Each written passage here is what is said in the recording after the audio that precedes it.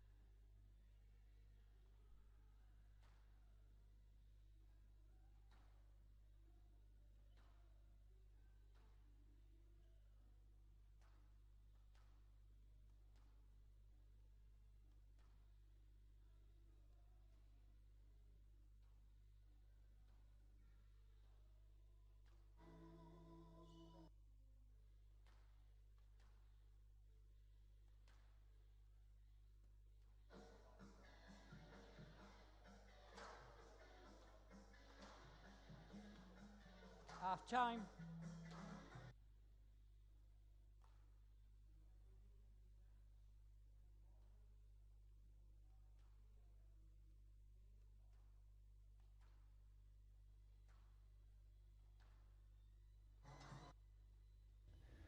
So welcome back to the British National Squash Championships, sponsored by AJ Bell 2020, and here at the University of Nottingham. We have the next women's match between Victoria Lust, 14 in the world, and Emily Whitlock, currently 24 in the world. Another England v England match.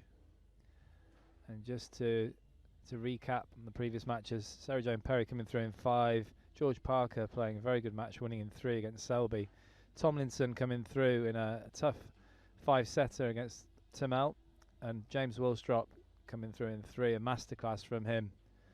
Then of course this match followed by Richie Fallows and Adrian Waller, and then unfortunately Alison Waters had to withdraw from this year's event after sustaining an ankle injury yesterday. So Jasmine Hutton is automatically going through to the semi-finals tomorrow.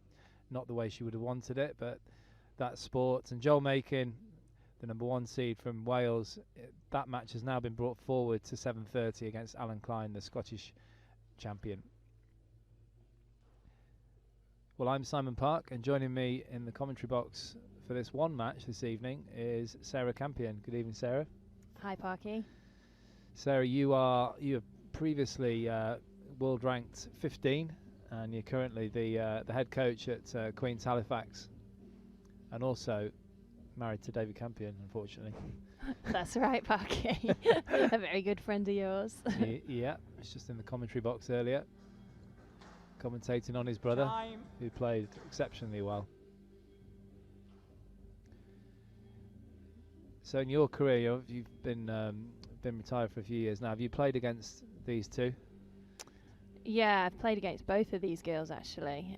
Yeah, a good few years ago now, but I do remember a right marathon against Victoria Lust actually in the States. A big 3-2 battle that she came out on top. So. Oh dear. Yeah, not a good one to remember. Bad memories of that. And Emily Whitlock? I seem to remember having played her more in practice actually than in tournaments.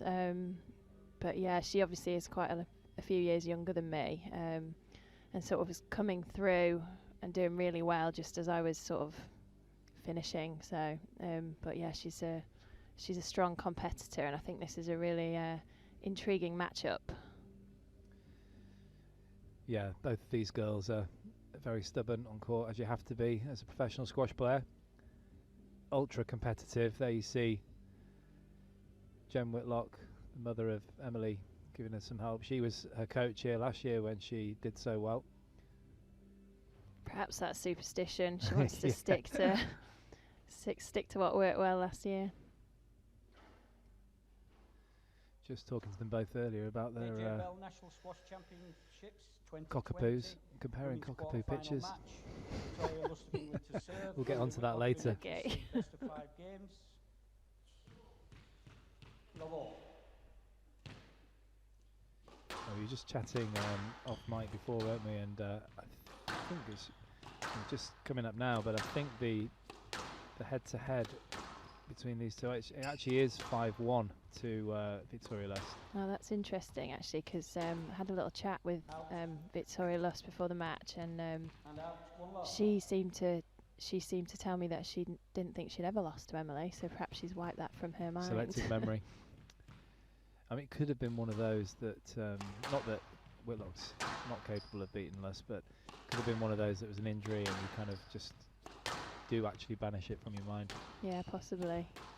But it's quite interesting because she does have quite a significant record against Emily. And at the moment, you'd say that probably Emily is in better form, but ranked lower. So. Well, Emily has been higher in the world, not than Lust, but than her own ranking at present, hasn't she? She's been in the teens.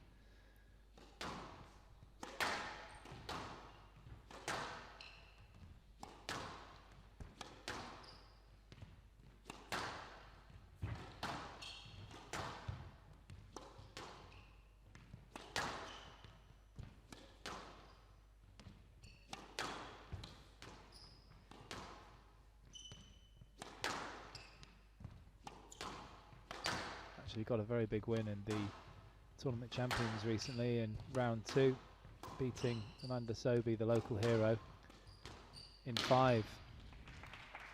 11-7 in the 5th, and then eventually going out to Alison Waters in the next round. And that is a pretty significant win to beat Amanda in New York as well. Yeah, huge. Got to the final here, of course. Emily Whitlock last year, obviously comfortable on this court. I think they'll both be aware that the draw's kind of opened up on their side as well, and there's quite a lot at stake really for the winner of this match. It puts more pressure on, doesn't it? I don't know if you've been in that situation before, but obviously no disrespect to Jazz Holton, she's a fantastic player, but it's just expected to be Alison Waters, who's won this tournament so many times. Yeah, I think both the players will sort of have that in their mind going into this match. So could be a bit of a nervy one. Possibly. Although they're both really experienced, aren't they? So I'm sure that they can handle the pressure, but we'll see. Would you say these two have some similarities in the way they play? I think they both like to take the ball in short when they get the chance. 5-1. Yeah, I'd say they're actually not in the tin.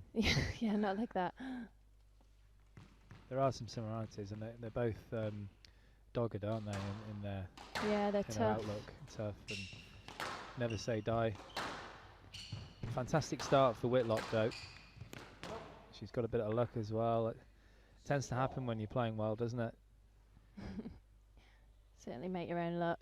Oof.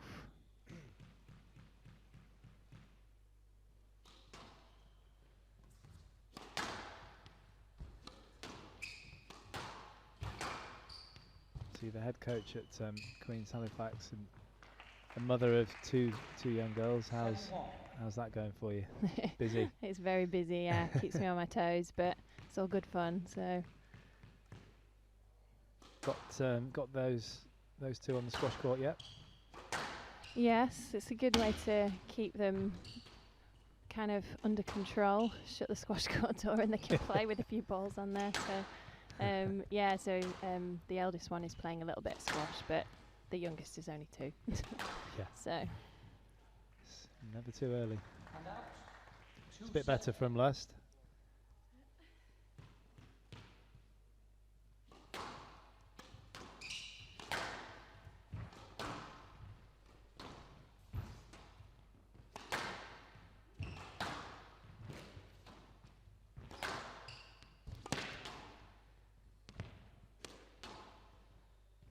Actually 30 years of age now, Victoria Lust. It's incredible how time flies.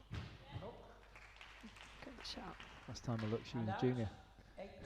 Well, she actually just told me that someone asked her which Masters category she was in this year, so she was quite offended. Yeah, I'm not surprised. Did she knock him out? She wasn't a happy bunny.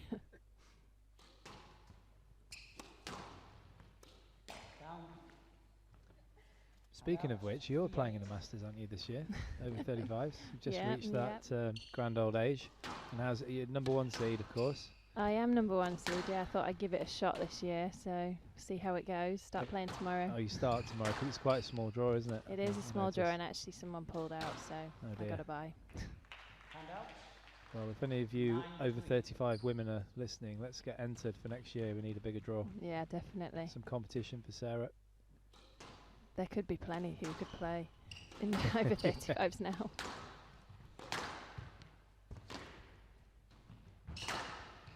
She's getting onto that ball really quickly. Lusty leaves it at the front. Yeah, perhaps the wrong shot there. She was at full stretch, at full speed, going into the back forehand. Perhaps not going for a winner was the wrong option. She's got points to play with, though, a little to a certain extent. She doesn't really want Lust to get to 6 here.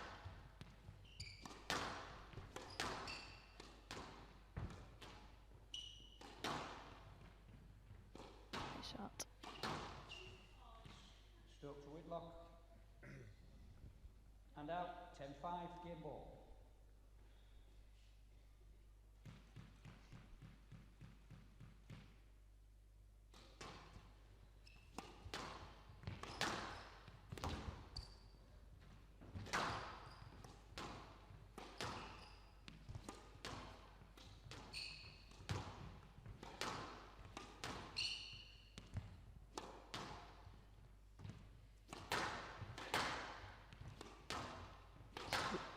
Emily is really stepping up the court and attacking on that volley. She's very proactive, isn't she? That's the reason why she's got 5 game balls here. Much more proactive than her opponent, and she's deserved it. Shot. She's deserved it here, Emily Whitlock. Really stepping up the court and making every shot count, playing with purpose. Victoria Lust often on the back foot. So Emily Whitlock takes the first game 11-5 in 8 minutes.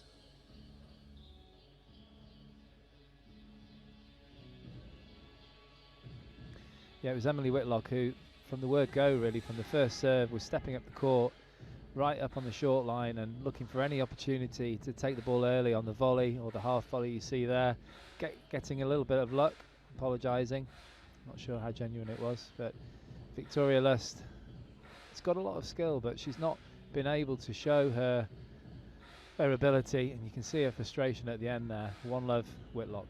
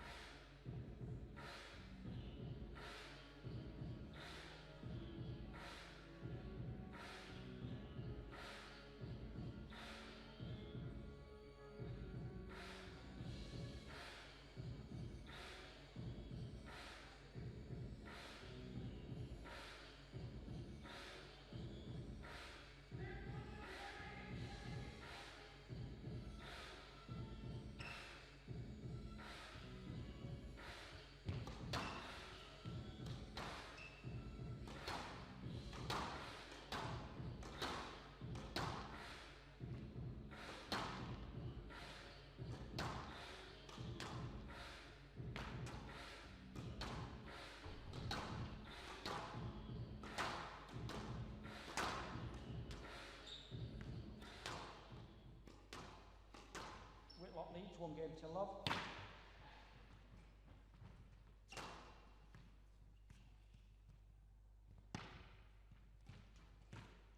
Love all.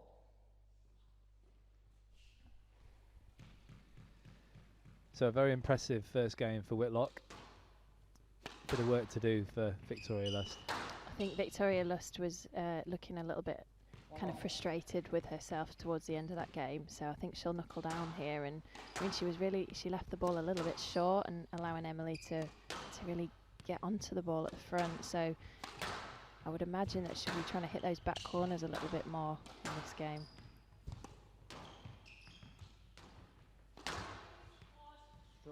She was all over that.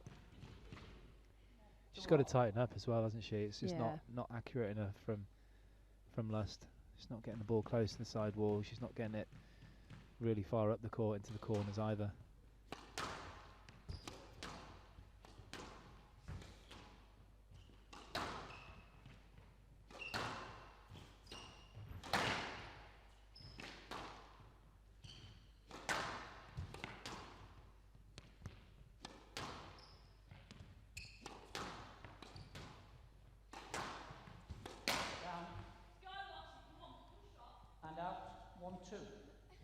Just trying to G herself up there, I think. Just shout and get her sort of adrenaline going and a little bit of aggression on there.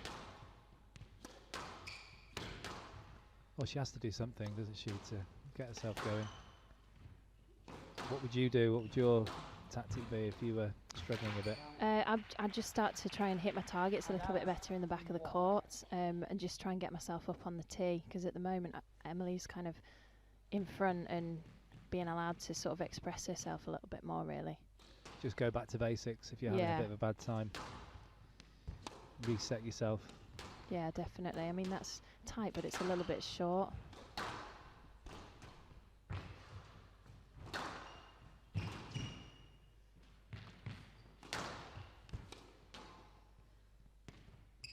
Well, we couldn't see from our camera angle, but Victoria Lust absolutely certain that ball was out. 4-1. No one else agreeing with that.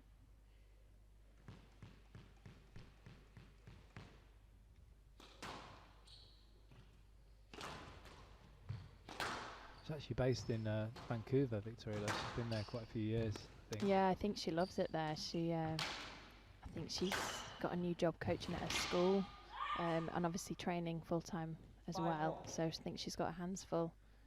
Well, I don't blame her. I've, as you know, my sister and family live in Vancouver. I don't know if you've been, but it's a wonderful never, place. But yeah, so many people have told me how amazing it is. Yeah, this is very frustrating for Lust, as you can see with the histrionics. But Whitlock, I've seen Whitlock play some fantastic matches here and there over the years. A couple against Alison Waters where she was just almost perfect in her tactics. And today's looking pretty similar, to be honest. She really looks like she's researched the matches against Lusty, and she looks like she knows exactly what she's on there trying to achieve. And at the moment, it's all going for her.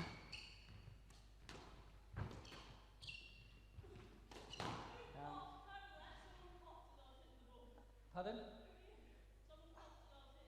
I'm sorry. Right side, 7-1. I'm not exactly sure what she's. No. What's going on there? Completely mistimed it. I couldn't actually hear what she was saying, but the referee's having none of it. 7-1, Whitlock.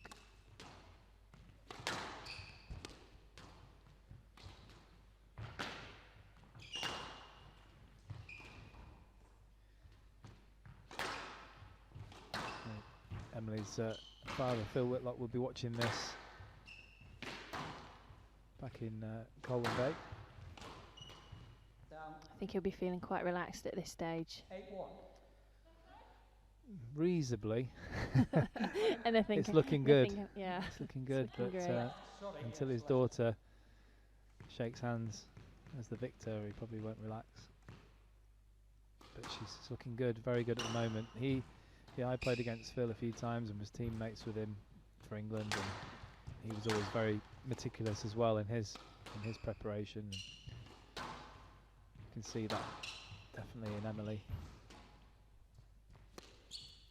Would you say that they're quite similar in their game styles? Yeah, definitely some similarities. Definitely use of the height was a big thing for Phil, and it certainly is for Emily. She's got one of the best serves around, that's for sure. I've always talked about her serve. She really takes her time.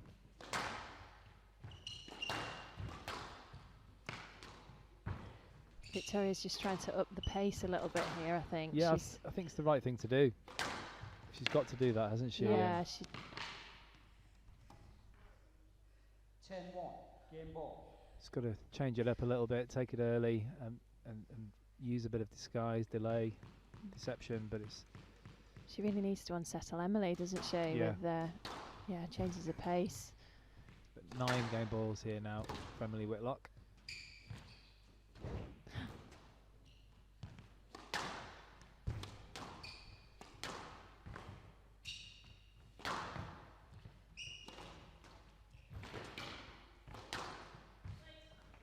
Not up, sorry, no let. Not up and no let. Emily Whitlock, both girls struggling to get out of the court. Somebody needs to get to the door quicker.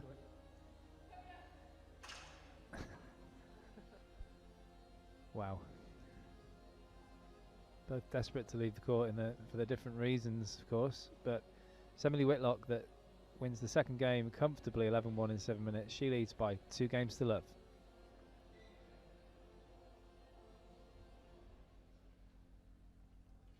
So Victoria Lust all at sea, really. Difficult to... she's finding it difficult to work out a game plan against a very, very focused Emily Whitlock, who is hardly putting a foot wrong. Every shot she's hitting is hit with purpose. She's finding the corners and the ball is going exactly where she wants it to go.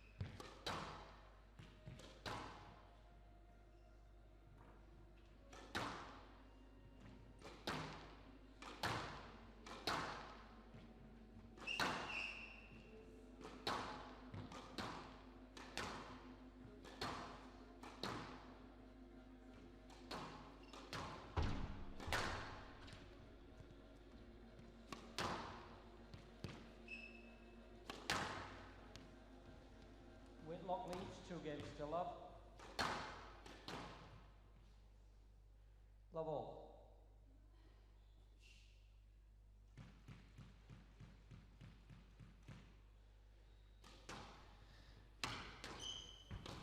Yeah, going back to the cockapoo chat, I've got a cockapoo, as you know, called Brian. And the Whitlock family have 2 cockapoos, Diesel and Floppy. Well, if they're as lovely as Brian, then they'd be gorgeous. You weren't very happy with him last time we stayed at your house. Well, he had a few accidents, didn't he, Parky? He was only a pup. He's very cuddly. Yeah, he's very cuddly.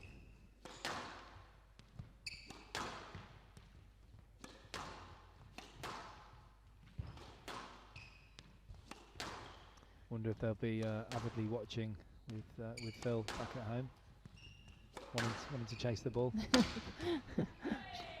I'm sure they're in training too. Now, 1-0. I think Lucy's her body language here, as she's just come onto this court. I mean, she has to do something to break Emily's rhythm, and she just seems like she's kind of tried to up her body language, get the pace up. Yeah. At the start of this game, so we'll see how she. Oh no. my word! Oh my word. I think And out. it's Emily's day. Definitely. She had that nick earlier as well, didn't she? The dead nick Oh. of the volley cross court. Yeah. Yeah, when you're playing well, it just seems to go your way. And you're right. I think Leslie was trying to be a bit more positive. It's all you can do, isn't it? Otherwise, you're just completely beaten. Yeah. No. And out. Exactly. 2-all. I think, and like you say, you do make your own luck. So Emily's playing really well here. She's been really clinical, hitting her targets, and been really positive and proactive in her rallies. And you do make your own luck. So you hit the nick, but you have put the ball near that nick. Yeah. That's well played. Well played. And out. Margin for error, but nice and tight. Just taking it so well. Look how far in front of her body that racket head is going through the ball. She's making herself pretty large around that middle.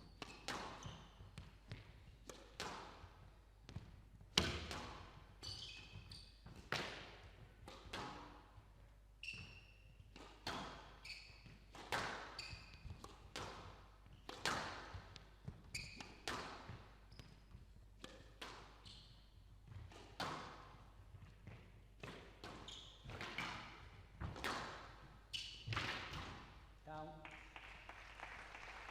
So, of course, as we said, young Jazz Hutton is waiting in the semi-finals for the winner of these two. It's looking increasingly like it's going to be Emily Whitlock, and the other semi-final is Sarah Jane Perry and Millie Tomlinson. How do you see that one going? But I didn't see it. But by the sounds of it, Millie had quite a long 3-2. She had a very long 3-2 and a very good game it was against Lucy Tamal, who had every chance of winning. Just got pipped at the post, really. And SJ also had a 5-set match. Yep, she had a Julianne tough one. Cortese, was it? Yeah, that's right. Yeah, 4-2. Cortese was also had a great chance of winning. She played a phenomenal game. Very, very skillful at the front of the court. Yeah, And she quick. really is. Yeah. It could be. It's an interesting one, I think.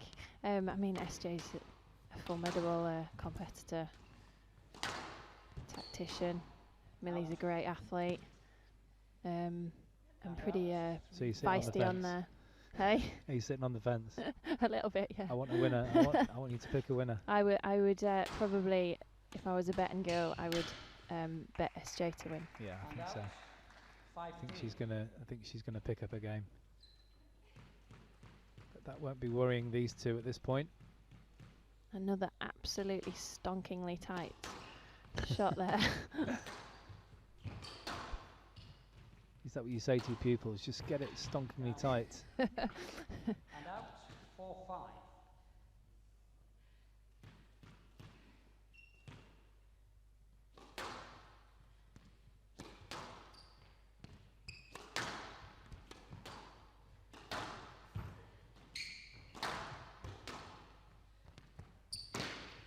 Just starting to hear the heavy breathing now. It's always Emily Whitlock.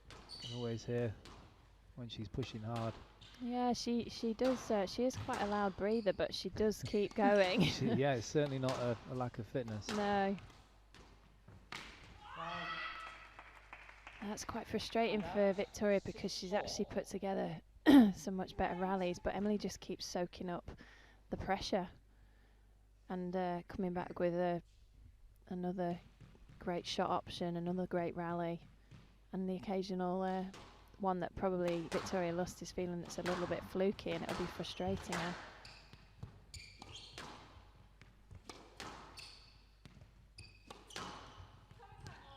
Yes, left.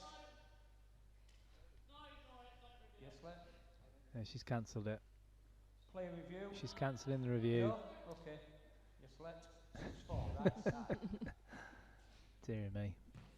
And she knew she was clutching at straws, really. It's a little bit pointless. Emotions are running high on there, I think, and her initial reaction after she had a couple of seconds to think about it changed her mind. No, left. I mean, there's quite a bit of interference there. I felt you could actually see it. You could actually see the interference. I think the referee might have just thought that she'd actually got through. So even though there was interference, she'd actually got through and probably should have, played a shot. I hate that phrase. Well, no, you created your own interference. That's the worst one. Oh, that one hurts. Have to see that. How am I creating my own interference? On that angle, it doesn't really look like there is too much, actually. This one, it looks like there's a little bit more just there, but... No, I think it's a no-let. Sorry? I think it's a no-let. Yeah. No let. We've got to encourage people going to play the ball. And out 5-6.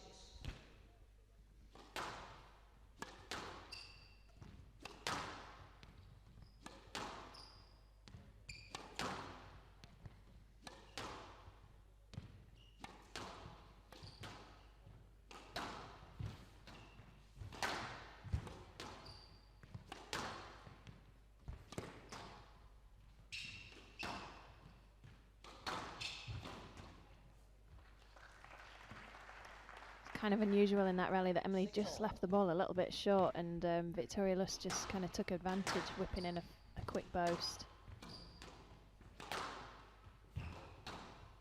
And that's better as well. Just a little bit of wrist, something different from Lust when she gets the opportunities, but she's just not getting many. That's the beauty of this performance so far from Whitlock. She's just closing the court down perfectly.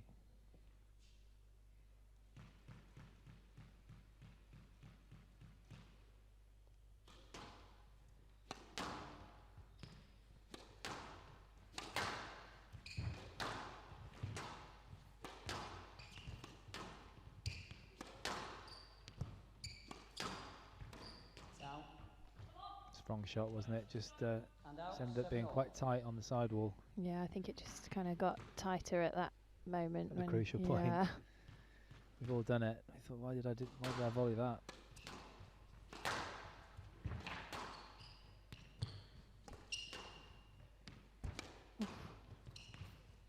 Stroke to Lust. 8-7. So it's the first time in this match, really, that Victoria Lust has challenged Emily, and we've got crucial moments here now. Yeah, and credit to her for that, because it was looking pretty dire at one point. And it's still difficult, of course. She's 2-love down, but she's got a chance now. She's got at least a chance of getting this third.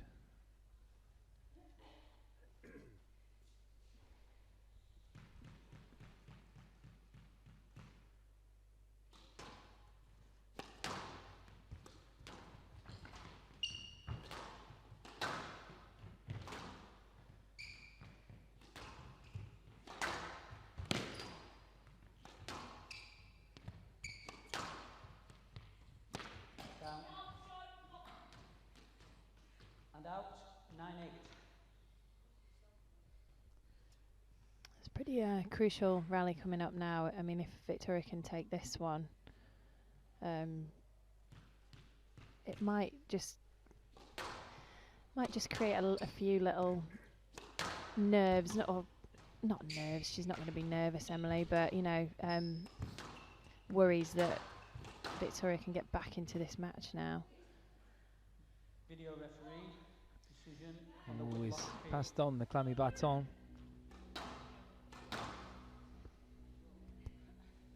Hospital pass for the video referee. I thought she was through there. There's hardly any interference, is there? There's less interference here than the other one. The ball's quite away from Victoria, yeah, really. I mean, it's not.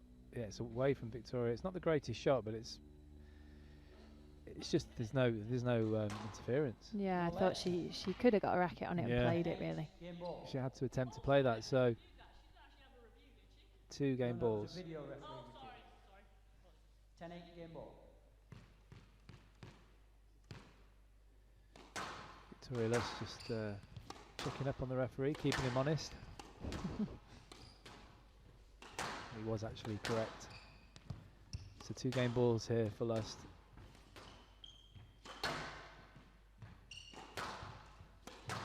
the Vancouver-based English woman. Also, if she can convert this game, Lush, she'll just get that little bit of confidence back that she can actually do this. Oh, Wow. that's a great length. Absolute perfection from Whitlock. Second bounce in the nick. It was hit with some ferocity as well.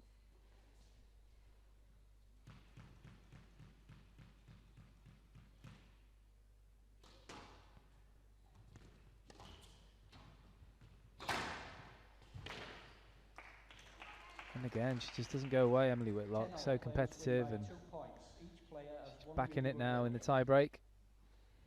Both get their reviews back.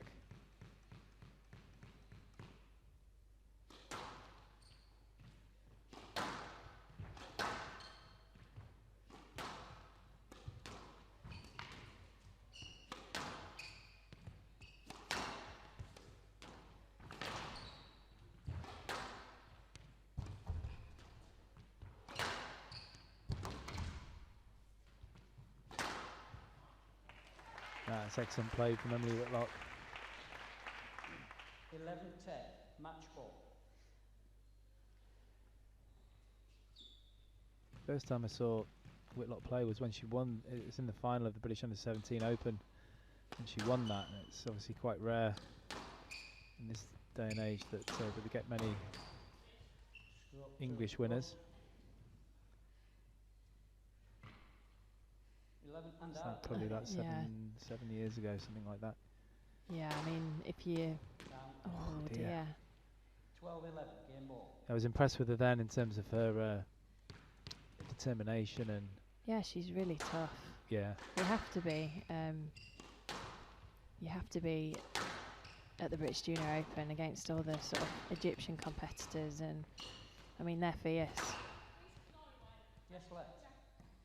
Yeah, it's the right decision. It was slightly loose, but it was coming through fast, game ball. so it was only going to be a reaction Left shot side, sorry. from Whitlock. Correct decision. Yeah, nowadays, I mean, there are still a lot of Egyptians, but there's a lot of Americans coming through, Yeah, it's nice to especially see. in the women's game. It's nice to see that the game's really kind of taken off in the States, where it has been for a number of years, but there's some great players coming through. Yeah, a lot of good talent coming from India as well, and Malaysia. Not up. And out, 12 all. Well, that was a good call from the referee. Did you think that was up? Well, my initial thought was Yeah, I when I thought she saw it, I dug it thought it up. was up, yeah, but the fact that she conceded, I think that perhaps she must have felt Tells it the was, story. felt it was 13-12, not up. match ball. There's the heavy breathing of Whitlock. She's near that mic in the back left. She's got one match ball here in this tie break. She would dearly love to win it in 3 if she could. So important if you're that's trying to win a great. tournament, but Great racket head speed from Victoria Lust on that shot. well, that's what she can do. She's quite talented at the front, isn't she? But she Yeah. hasn't had many opportunities to show it.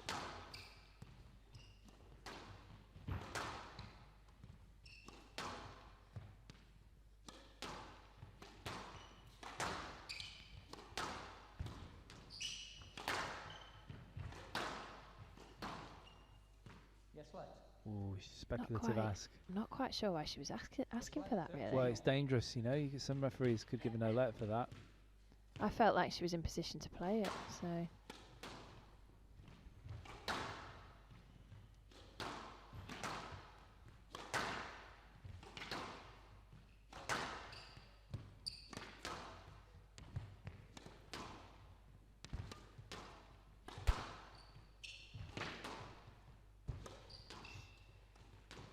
Slightly tentative in taking that short then.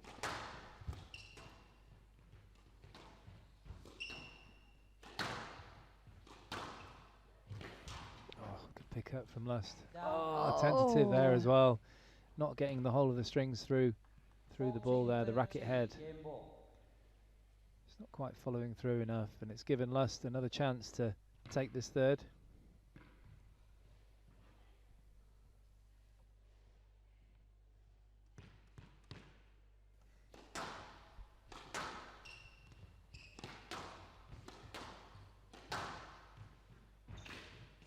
She's done it. 15-13. Very impressive from Lust. It's certainly not the When you open the door, one of her best performances, but 15-13, in game terms to of Lust. recovering Whitlock leads 2 mentally, games to 1. it's pretty impressive that she got that third game. Yeah, because she really did look at C. So the fact that she has got herself back into the match is quite a big It's big deal for thing, her, especially yeah. after losing that second 11-1. So Victoria Lust takes the third game, 15-13 in the tiebreak in 17 minutes. But Emily Whitlock leads by 2 games to 1. Yeah, it was a bit of a topsy-turvy game, this one. Victoria Lust fighting for her life, really. Still feeling towards the beginning of the game that luck wasn't going her way, but as you pointed out, Sarah, the body language was a lot better at the beginning of the third, especially considering she'd lost the second 11-1. She looked down and out, but I guess it's a sign of class and experience that you keep fighting and you don't leave the court until the fat lady sings, and she's taken that third game and given herself a chance in this match.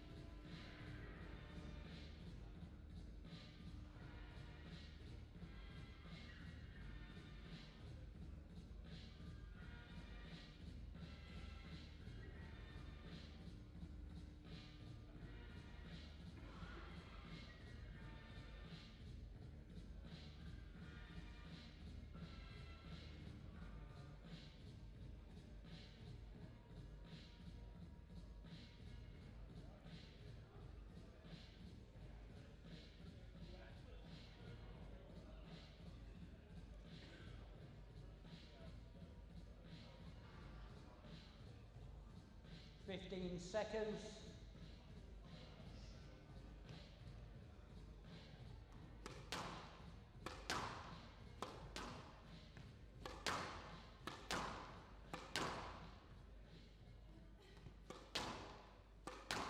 Time.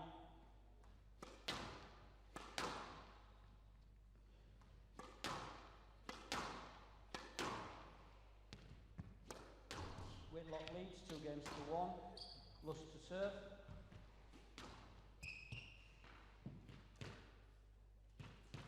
Love all.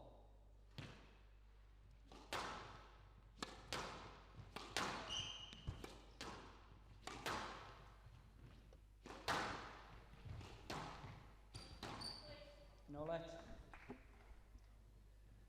Thoughts now, Sarah? One love. The landscape has changed quite a bit now. Yeah, I think they'll both be feeling really positive at this stage still. I mean, Emily will be a bit disappointed to have lost that last game, but she is 2-1 up.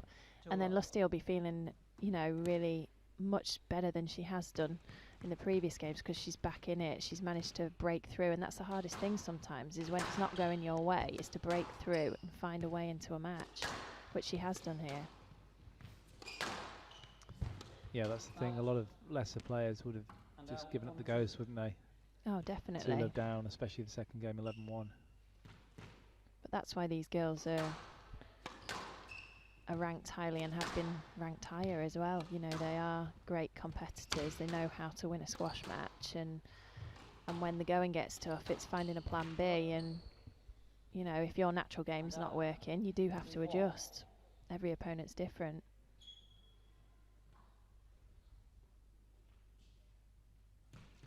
Finds that Nick Whitlock even on the high drop shots, but she knew what she was doing there, that's for sure.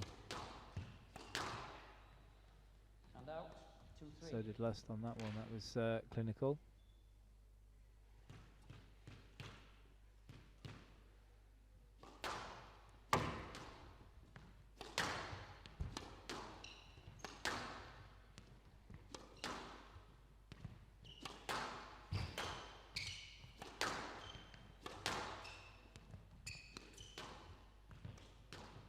Oh, she's What a so finish. dangerous around that kind of service box area, or even behind the service box. When she puts that straight drop in, it applies so much pressure. Especially on the backhand. Yeah, I think she prefers the kill a little bit more on the forehand, but the backhand drop shot is lethal. A bit like Lucy Tamal, you missed that match, didn't you? I But, did, yeah. you've seen her play obviously a few times. She was lethal as well. I mean, she hardly missed. There's the shot through the legs.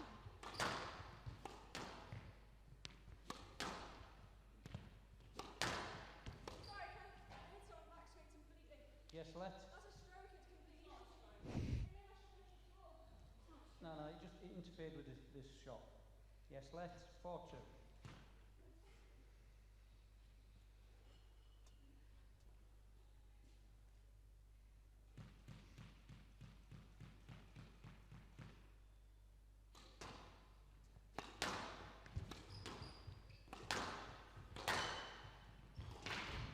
Good width and depth there from Whitlock. Perhaps the drop shot would have been good, but she's got a real knack of finding those corners.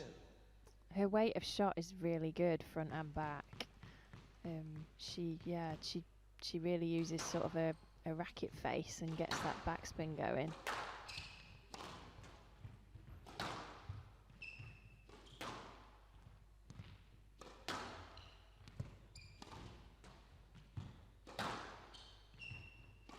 And what's great on a glass court as well, she plays quite a full length, so it's landing deep. Not really bouncing up too much in the back.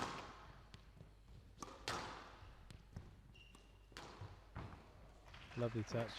Lovely touch. The hands up from Whitlock, but it was absolutely perfect, that drop shot. We'll see it a bit clearer here. Couldn't be any better, that one. Yeah, that was a sweet drop shot. Wilstrop-esque, that one. She will be proud of that one. Oh dear. I think she's okay. She's just Did she trip on a Emily's bit feet? I'm not quite flabbergasted sure. by her own clumsiness there. I'm not sure Emily was anything to do with that. Yeah, she'd already slipped. Yeah.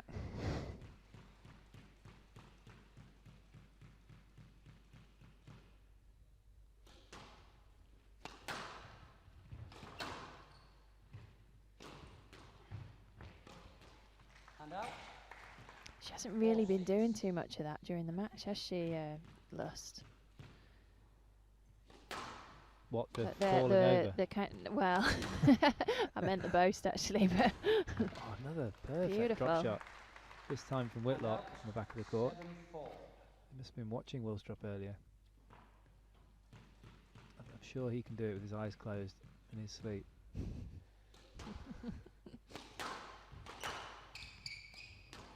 There again, it's not a bad shot. And out, 5-7.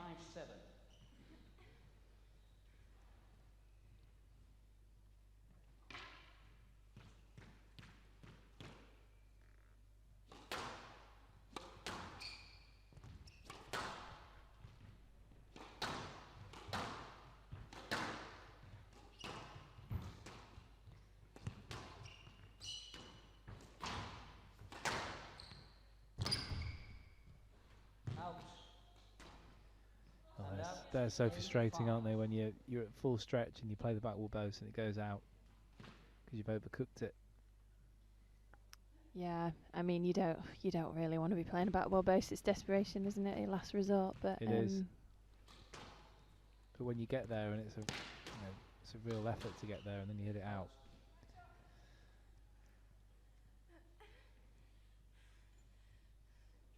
And out. Some more heavy breathing right by the mic there. 6-8. You're right though, I mean, same with Pete Marshall. Even when he was a junior, even the first couple of rallies, he'd be breathing really heavy and hunched over, and then he'd beat you in 2 hours. He certainly was an animal, Pete Marshall. Still is. Yeah.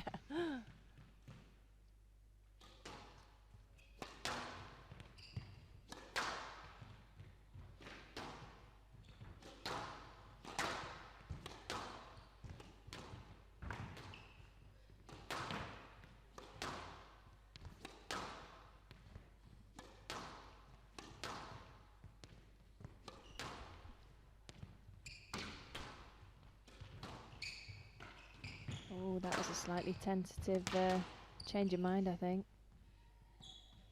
Video referee decision on the Whitlock. Oh, hospital pass. appeal.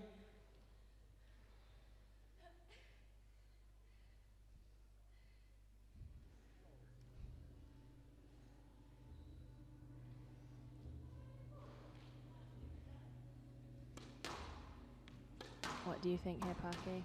I think stroke. I think when she wanted to play this shot here, if she's going to wind up and play a drive, she's going to clip Victoria Luss. She's too close. Loose shot. Oof. Yes, let. 9-6. See, I'm normally quite lenient as well compared to the referees, but not this time.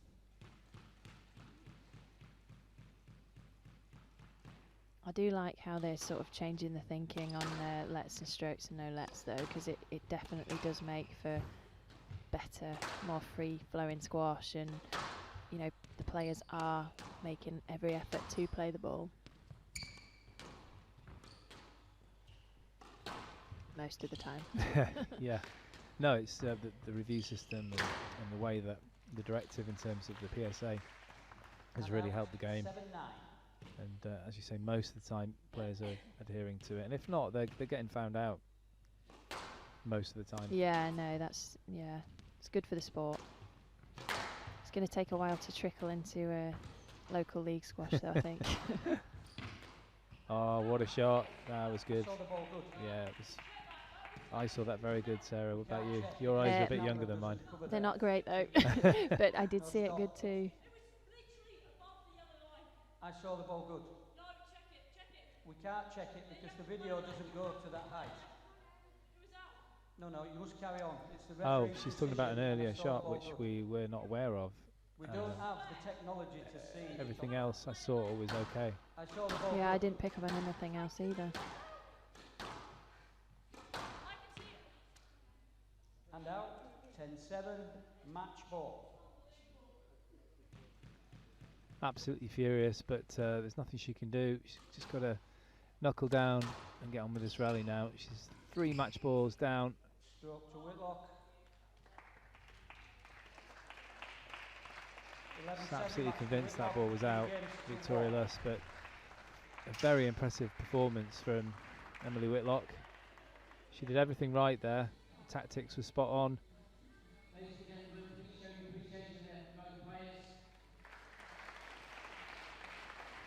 So Emily Whitlock coming through 11-5, 11-1, 13-15, 11-7 in 47 minutes. She's through to the semi-finals.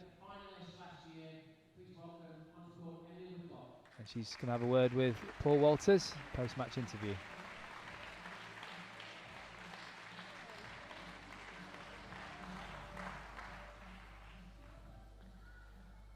Got a little bit feisty there, very competitive, and it really sort of shows what a great state women's squash is, particularly within this country. It's not just Egypt that are producing great players, but the ladies are producing some great contests as well. Yeah. Yeah. Vicky Lust is a good player. She gets physical and makes it difficult the entire time. So I'm just glad we had a solid ref. I think he did a good job today, even though we both gave him a hard time. Thank you. And yeah, I'm just glad to get through. Glad to get through, and obviously looking forward to tomorrow's match. You already know your opponent, obviously with Alison pulling out. So, Alison's unfortunately unable to play in the second semi-final that was scheduled today. So you'll be playing Jasmine. Yeah. Okay. All right, 'cause that makes. I mean, I was supposed to practice with Alison this morning, and I got an email whilst I got here early and just had a knock, and they said Alison's not turning up. I thought maybe it's just too early for a 7 o'clock match. She might just warm up a bit later on, have a lie-in. Oh, that's a shame. I hope she's not out for too long, because that's not nice. We've got a busy period coming up, so. Oh, okay. I don't think I've played Jasmine before, maybe in like practice. We never played in the match. I might have played like a best of 3 with her once in like a training situation, so that'll be fun. You never really, as a player, you never really want to look too far ahead. But obviously, last year you reached the final. That in itself was a disappointment, but also I'm sure a great experience. And I would imagine that the fighter that you are and the player that you are, you'll be doing everything you can to go one step further this year. Yeah, I mean, last year was last year, and a lot's happened in between. and it's just nice to come back to somewhere where I had a good tournament and just see what I can do. It's not a PSA, it's not got any ranking points, but it's still important, so it's a different kind of feel. Yeah, I'm having a good time, so. Well, we're glad you're having a good time. We look forward to seeing you tomorrow. Ladies and gentlemen, please show your appreciation. Emily Whitlow.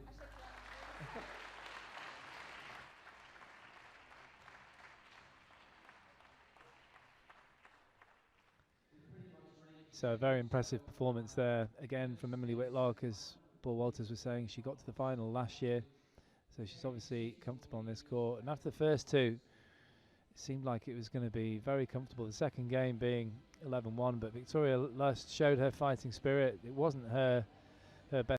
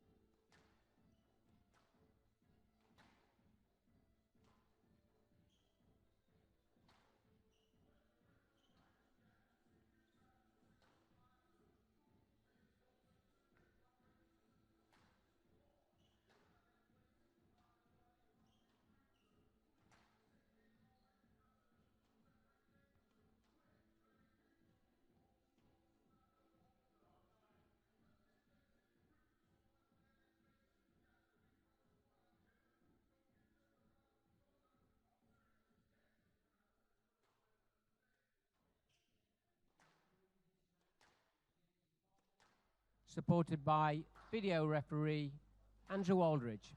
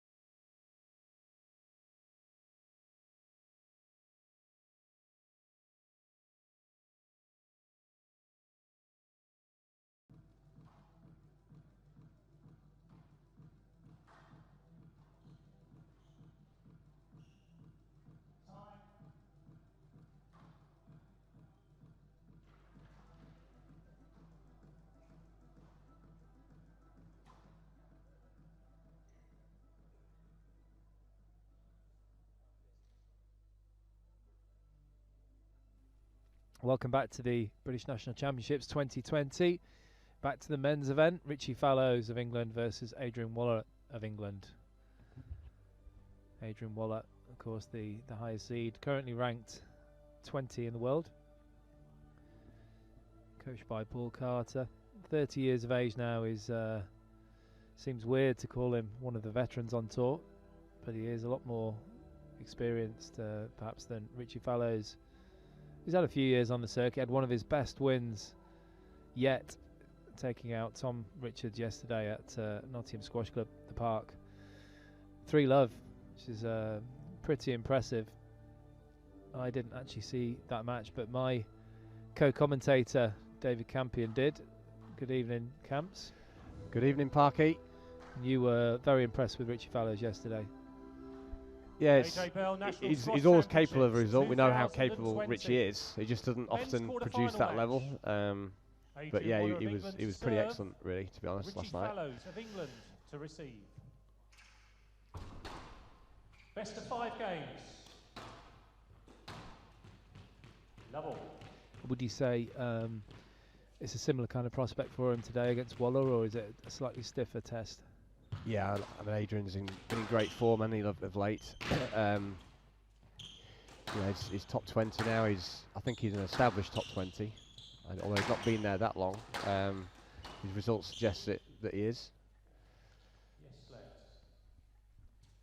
I mean, he was absolutely brilliant in Washington. You know, World Teams. Really stepped up. Playing one, wasn't he? Yeah, and you know, you kind of in that company playing at one. You know, there's obviously a bit of pressure that comes with that, but he stepped up and he you know, beat Joel, beat Greg Marsh, pushed Farag to a certain extent in that final. Yeah, he was really pleased for him. I mean, he's a fantastic squash player. I think he's a little bit fitter now. Yeah, he works very hard. He's very diligent. Good, you know, good professional. So he does deserve some success, and I feel that he should be higher than he is. I've always felt that he's possibly been underranked or underachieved, perhaps not underranked, but should be higher. Yeah, I mean, he's 30 years of age now, isn't he? He's been around on tour for at least 10 years. Yeah. But yeah, he's had some good wins along the way. I agree with you. I mean, he's a class player, but I think at times the main weakness has been temperament, hasn't it? Not in a kind of throwing the racket all over the place kind of way, but just a little bit too chatty with the refs. It's all good natured at the moment. Well, they both like a chat. That's for sure. Adrian likes the last word, a bit like his father, if he's watching. I've never met his dad, so Ray. I can't comment. No, look, I mean, he's a great lad, is Adrian. He works very hard. If anything, he can get a bit involved sometimes, but not in a disrespectful way as such. But he just likes to have a comment and have a say. Bit of a moan. Yeah. Well, we all do, don't we? At times, we all have a bit of a moan. 2-1. And I was just about to say, I think one thing that he's probably worked on is the error count. Having just said that though, he just As he slapped the tin, yeah. middle of the tin. But yeah, I mean, I think, particularly against the top 10 guys, he's always a threat and a handful, and perhaps in that kind of 40, 50 minute mark, being a bigger guy, probably not quite physical enough for that top level. Then the confidence starts to spiral downwards a little bit, and the errors come in. You start to force it and so on. But I think he's definitely addressed that in the recent period.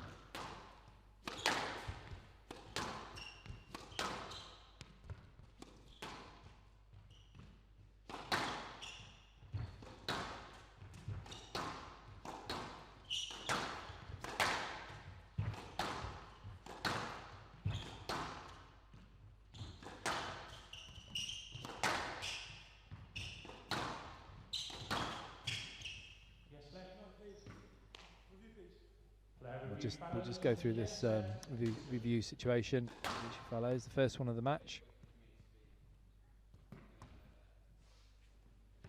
Richie's probably still trying to work out how it works.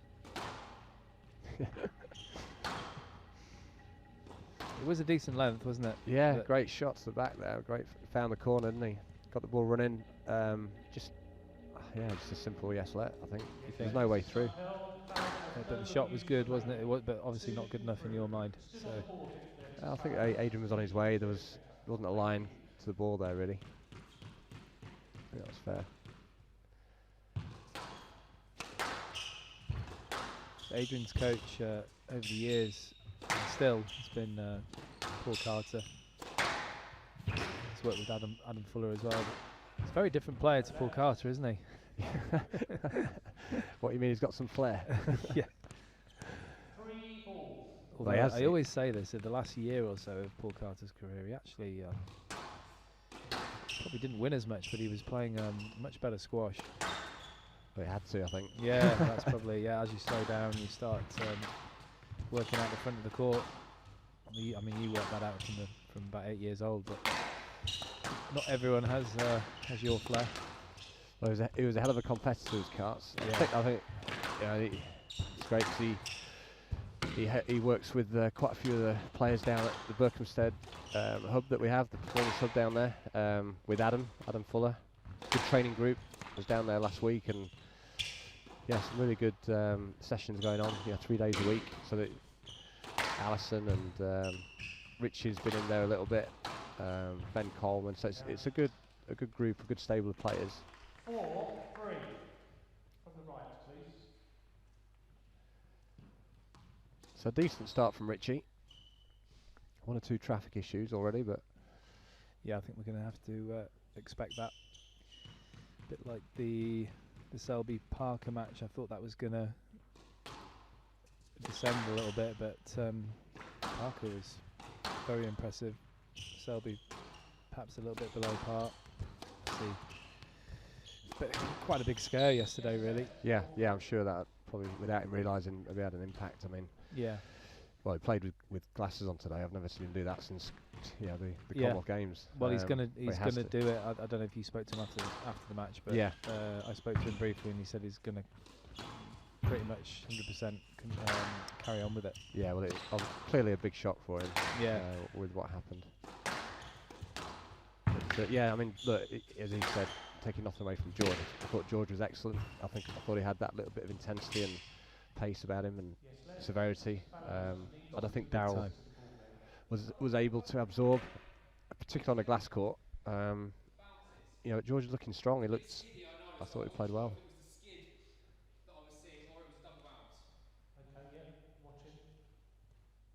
What have I done wrong? Can I just ask what I'm doing wrong? I don't feel like I'm doing much wrong there. I just gave you an explanation.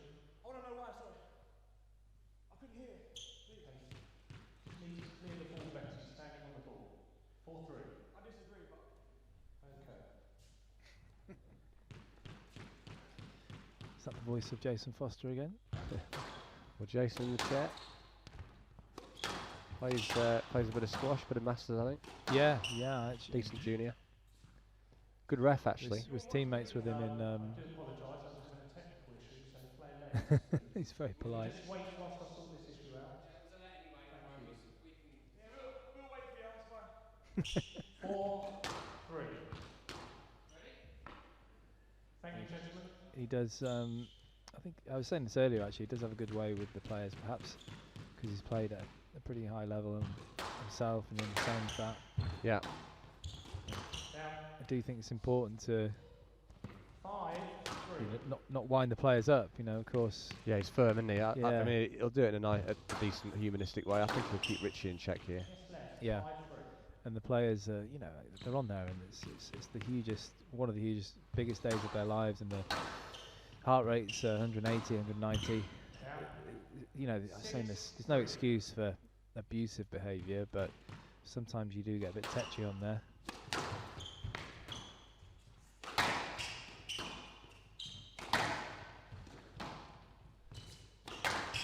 Oh, wow. 4-6. Clever. Yeah, it was completely wrong footing him. I thought he might do that, but obviously it's a little bit easier to see from here. Yeah, I think if Richie's going to stand any chance here, he's got to play with some intensity, like he is here. Step up, get in front, rip the ball around Adrian. Big guys don't like to be twisted and turned and have to move at pace. When you're big frame, it's the heavier movements. So obviously, as you go in lower and going quicker, it's harder to get out. I mean, Adrian's a strong boy, as you can see. But, the energy cost is high when you're heavier.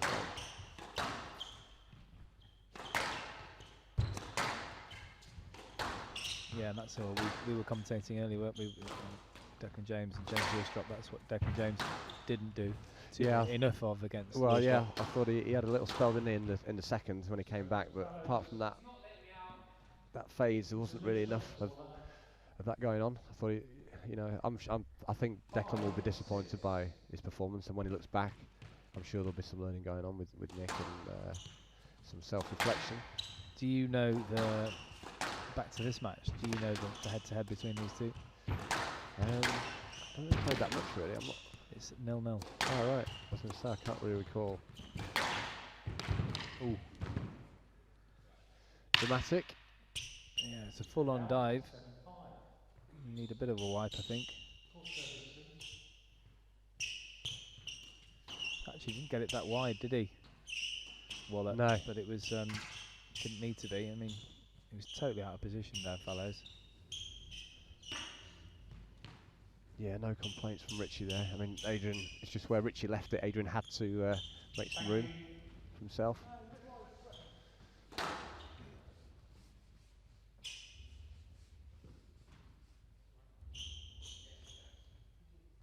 And out 7-5. So the rally length is quite short, isn't it? Not too much going, too much attrition going on at the moment. Yeah, that's right. I mean, they're both pretty attacking, aren't they? And it's a glass court as well.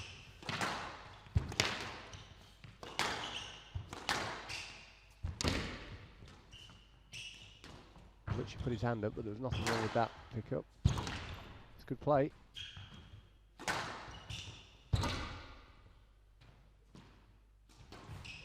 That's clever. Very good. Very impressive. Well, it's got Adrian moving into corners at pace, which is what he needs to do.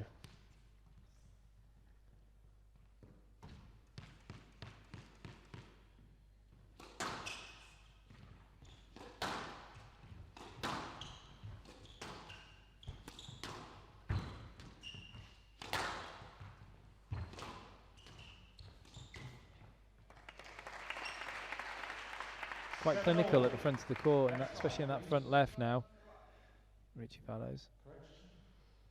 Yeah, it's good work. I mean, he's hitting the corners, isn't he? Just got hold of Adrian here a little bit.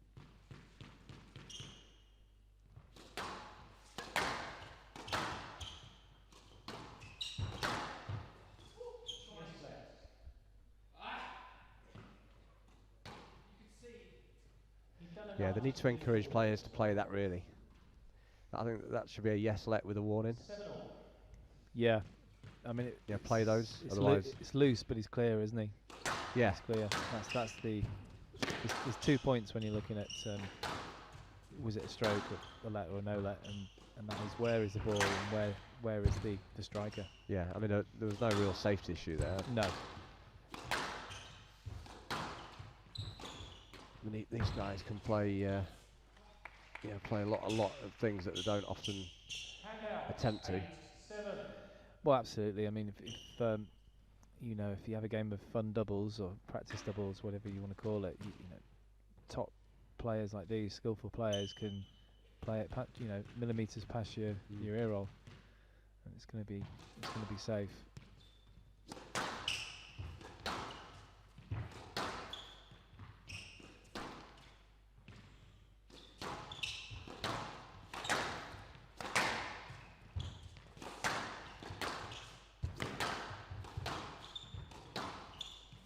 Yeah, it looks like he's getting his tactics right here. He's trying to rush Adrian.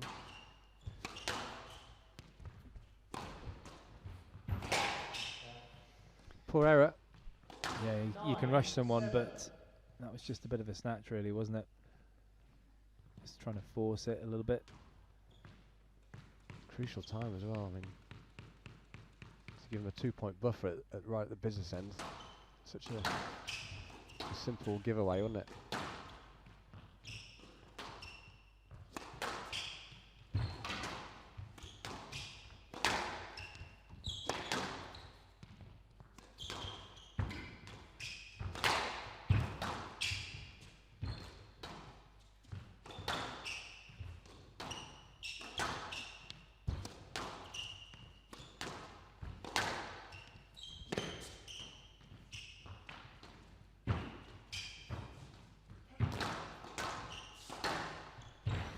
Real lightning reflexes here from both players.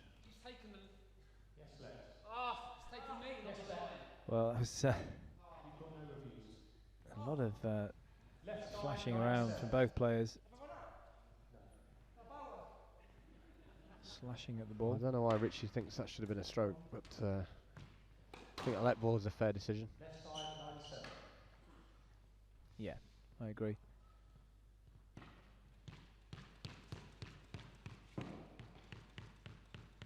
These guys do train together quite frequently. I think Adrian will obviously be very aware of the dangers that Richie can pose to, with what he can do. It's just the consistency throughout the match that, I think Adrian will be looking to weather the storm a little bit and just make it hard and make it physical.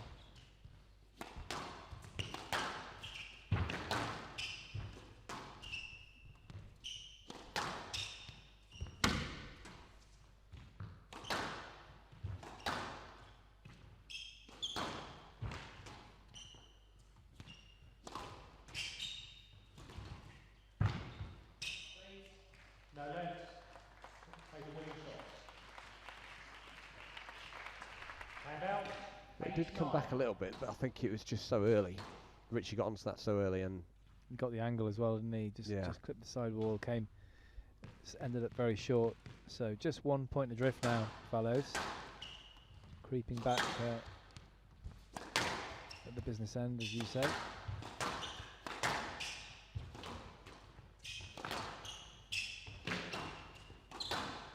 Should have dropped that, Camps.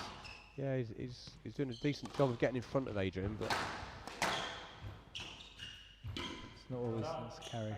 Not always capitalising. So 2 game balls in this first for Adrian Waller.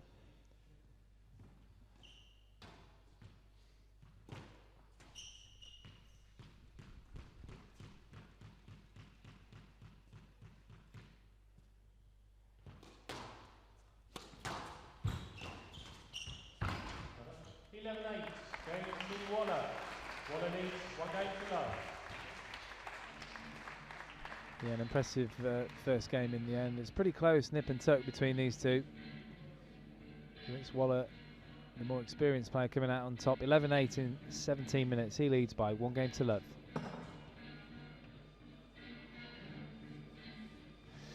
Yeah, just a little bit of a scratchy start, a few decisions and a bit of talking between both players at the start here. But yeah, Richie came out strong, playing with good intensity.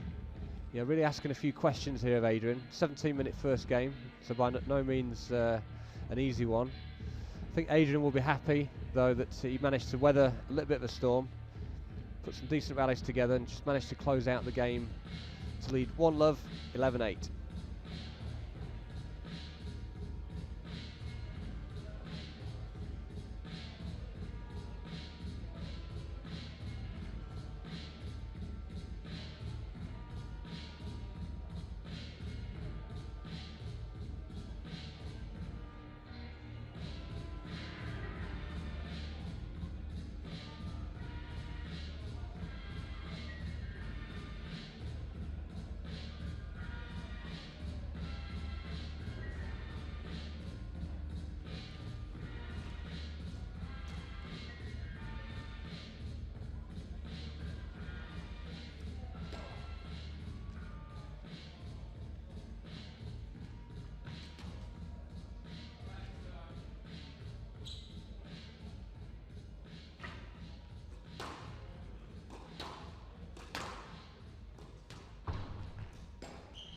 Seconds.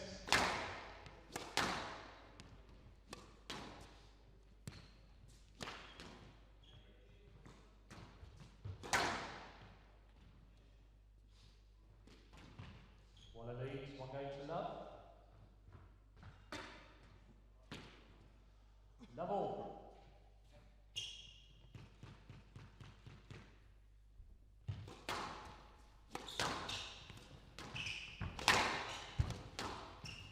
So as England coach, I know you can't be biased in any way, but if you were the personal coach of Richie Fallows, what would you be saying to him in the last interval?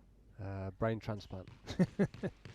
No, I don't mean. I mean, joking For aside. you, Yeah, I don't mean in this particular match. I just think that he, when he switches on, he's got the capacity to play at a very, very high level. as he did yesterday. Yeah, he's genetically blessed, very, very gifted physically. Yeah, needs to work a lot more consistently, and you can see that. I mean, you are what you train, and with more focus, kind of day-to-day work in the right areas. Yeah, I mean, I think we'd see a lot more from Richie. But he's 24 now. He's not 21. He's been ranked around the 50 area, between 50, 60 for probably 3-4 years. He got it there pretty quick. He was looking good, wasn't it, when he was 18, 19 and flying at those rankings, but then never pushed on. And you were talking about Waller being underranked. I think that's not necessarily underranked. Just underachieving. Capacity to be higher. Yeah, that's definitely the case with Fallows. Oh yeah, absolutely. I mean, he's ranked where he is for a reason. He's not consistent. The rankings don't lie.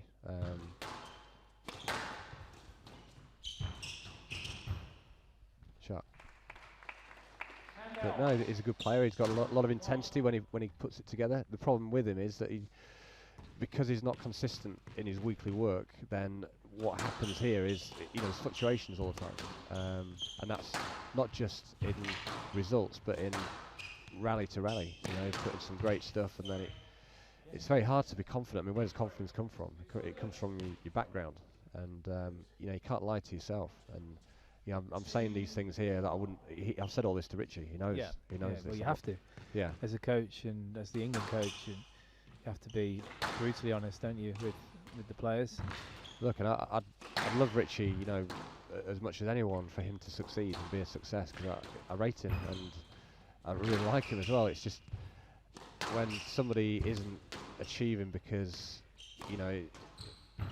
it's in his control. That's the thing. Yeah.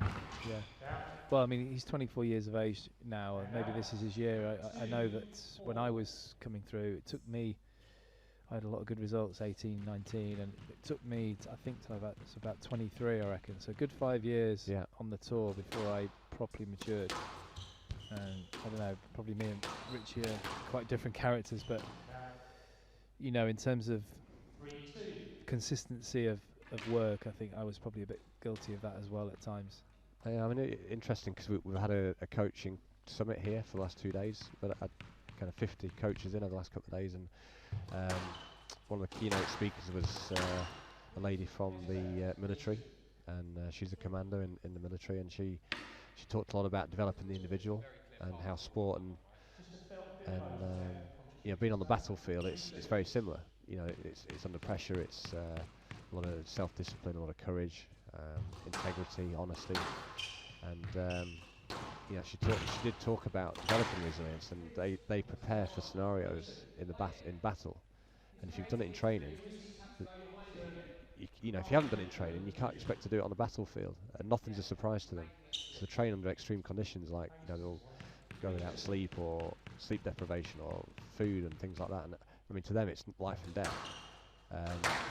But it's the same with the training. If you haven't done the work off the court or on the court, it's you can't expect to then produce that level day in, day out. Yeah, and is Richie getting that? Is he understanding that?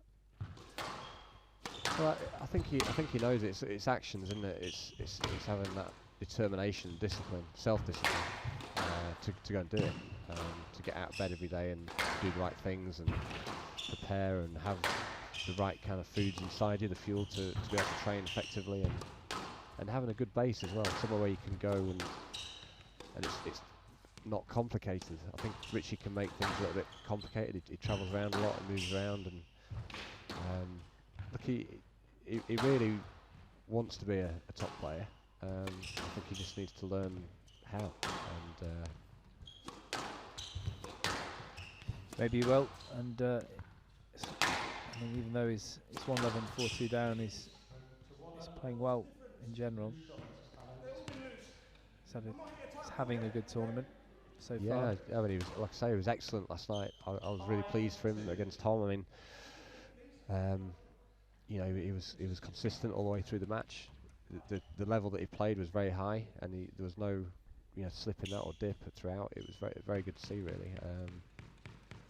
Just would like to see more of that from him, but as we say, it's got to come from the daily work.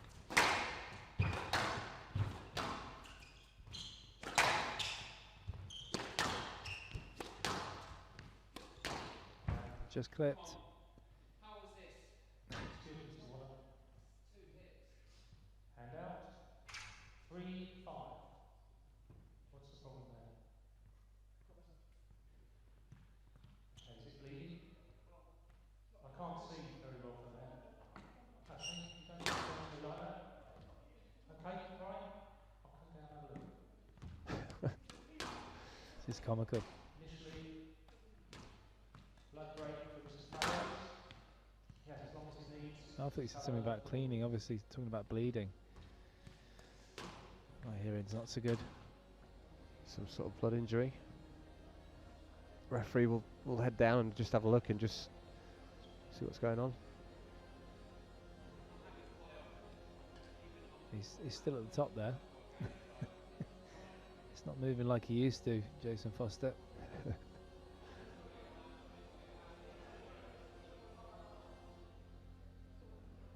Well, Adrian just having his say. Not quite sure what's going on, but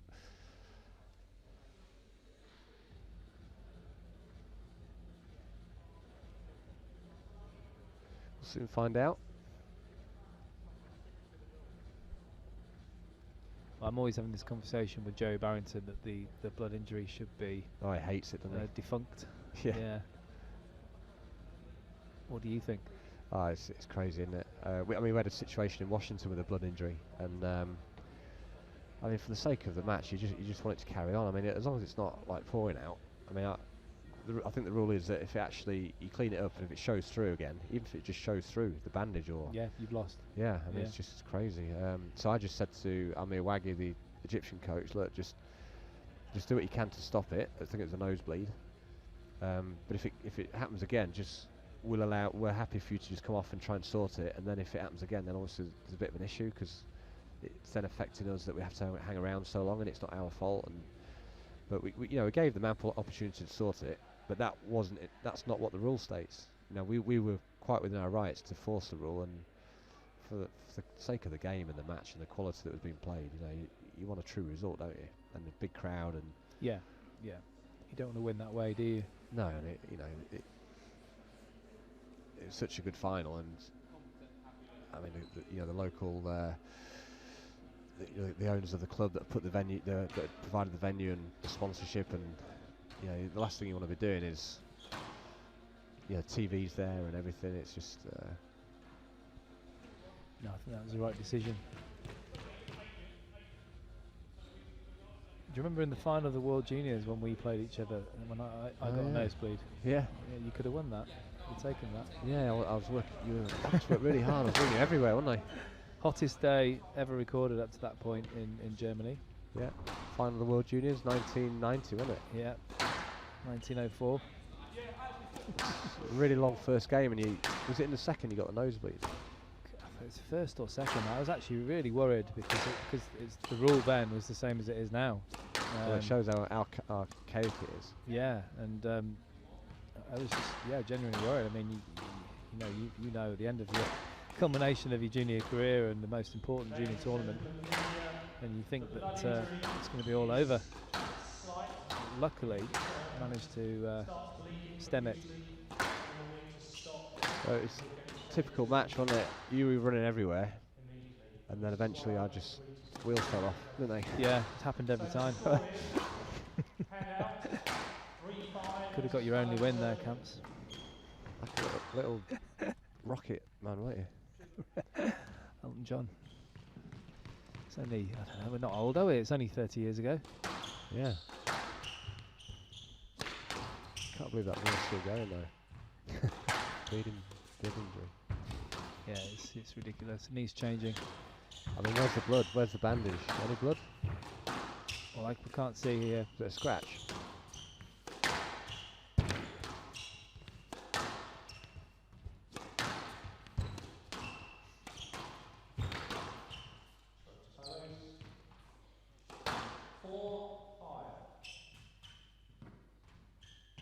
It's very hard to see. I mean, he's pointing to his foot, or I don't know if there's the shin area or the calf, and he's just hitting it with the sock. That was a phenomenal return. Poor serve, but look at the power he hit this. It's just absolutely rolled.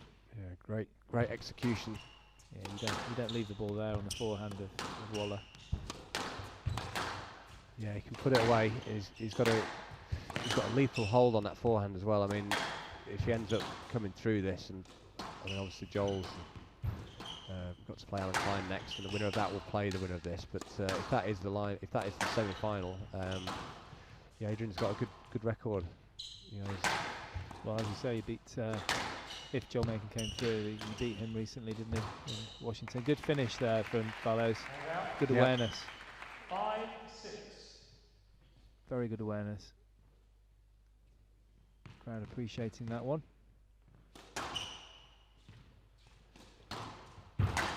Yeah, he's got a very good hold on the forehand, particularly the forehand of Adrian. He has that late hit, the ability to make late decisions. Shows the options, good footwork, gets himself in position, and the ability to play several shots from the same setup. So that doesn't particularly athletes like Joel, who are very physical, and the biggest asset is probably their movement and their speed. And if you can stop somebody and not give the visual clues, which Adrian's very good at that. I think that's why he's had some decent success with Joel. That was a fantastic shot. Yeah, that's the right decision from Jason Foster. He came, it's a little bit of top spin or side spin, came around the back of the ball there, just ran it in tight and low. Yeah, great hands. Chance. Yeah, great hands. No chance of a let there. Yeah, I don't think Adrian can expect too much out of that one.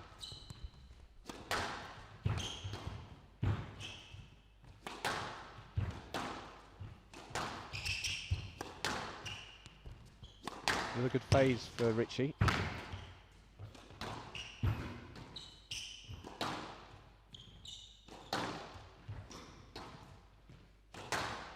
Richie's actually in our Yorkshire League, Premier League side for Chaparleton first team.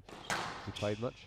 He's played a couple of times, but he hasn't played like this, I have to say.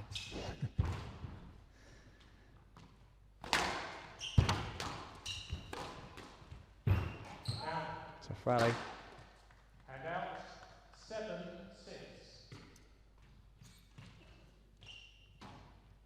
Opted for the counter drop, but just rolled over it a bit too early.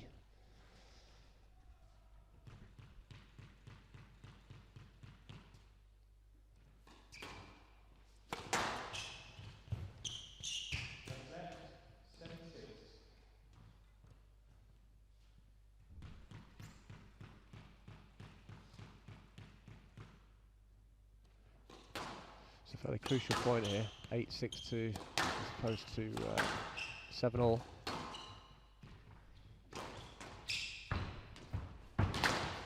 Yeah, quite updated the score there in the graphics. 8-6 Waller.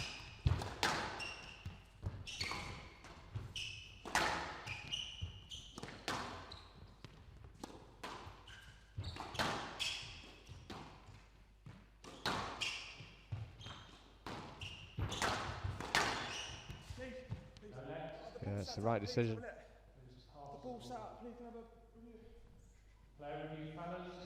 I think he needed to go and get that, Parky. Yeah, it did sit up, and There was a little bit of contact, but got to ask players to go and get that.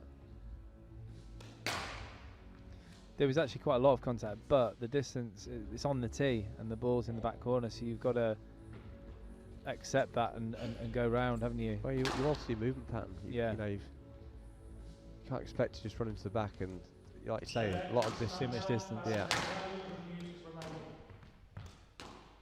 I mean, these guys are. He's clever enough to know that that's not going to be a let if he stops and asks. I mean, very surprised that he.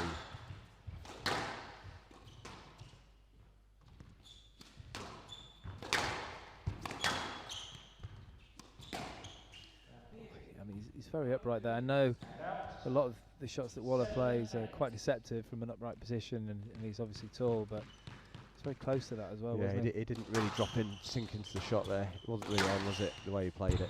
No. Good dig. Clever again from Richie. He's using that hold well on the forehand side. Oh, it's the same thing as what he did there, man. Double standards. Left side, just balance there, 7-8. Such double standards, man.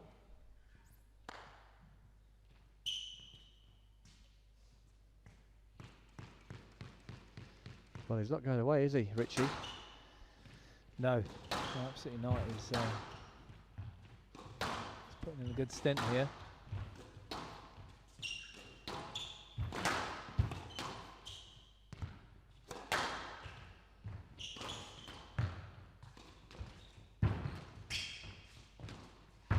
Good work from Adrian. Great pickup. Video referee, please check Mrs. Fallows' pick up on the front left. I didn't really see anything wrong with that.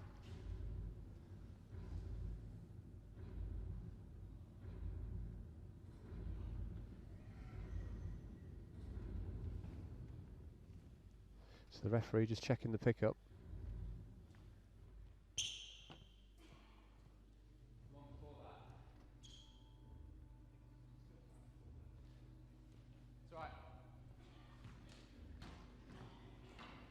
Yeah, it's good, Parky. I think Adrian's acknowledging that.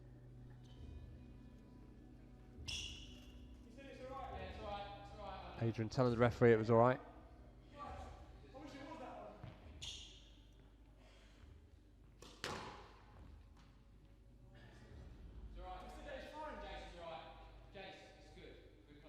All balls are good. Well, Adrian repeatedly telling the referee that it was good. Can we play on?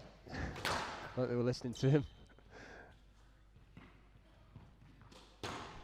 I like that though when the player it's kind of against realises, puts hands up and says it was good. Well, he just wanted checking, didn't he? I mean, it was. Yeah. And that's the beauty of technology. You've got the evidence there in front of you, and the players can see it as well. Yeah, yeah. You don't, it's such a fast game, isn't it? You don't always genuinely know yourself. It's poor. Yeah, poor error from Richie. It's just the wrong shot, really. I feel at that point in time. Yeah, he's done well handling throughout the game, and that was very costly.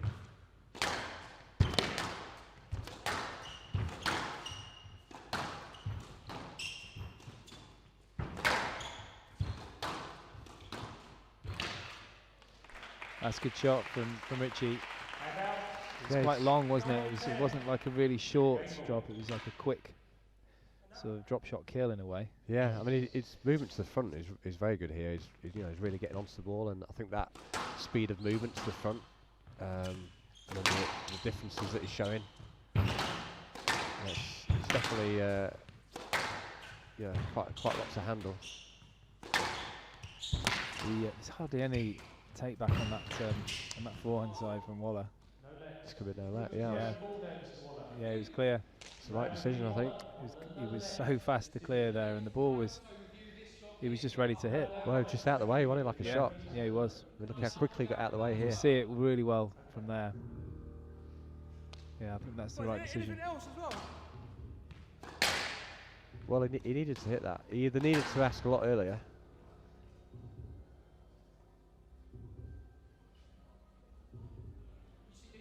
Yeah, it's true to hit that. I don't know why he didn't hit it. Probably would have won the point. Just straight down the line. Straight down the line would have been a winner, wouldn't it? Well, Richie was still getting out of the way. He had to fly off to the other side to clear. Yeah, poor decision from Waller. No legs, decision upheld. Right side, 10 all. Did we check the pickups, Lionel? Excuse me? Did we check the pickups? There was one. Yes, I've just asked them to check the pickup. Yeah, just one pick up in that rally. I think Adrian's just asking for it to be checked. But I think all the balls were good there.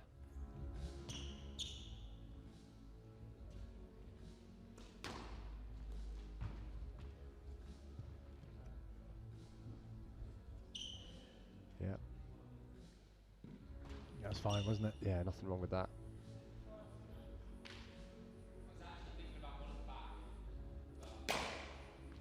All pickups was good. 10 all. Player must win by Yeah, 2 he's points. moving very well, is Richie. Review available.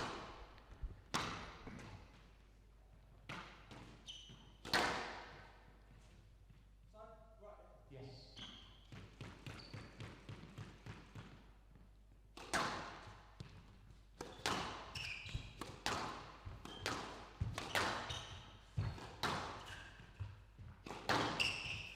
Stroke to Waller.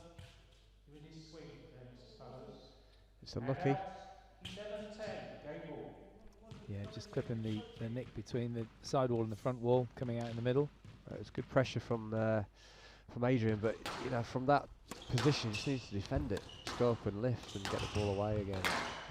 Yeah, another game ball for Waller, and it's taken him one attempt in this tie break. I'm not quite Fallows sure why. furious with Jason Foster. So Adrian Waller takes the second game in a tie break, 12-10 in 22 minutes. He leads by 2 games to love.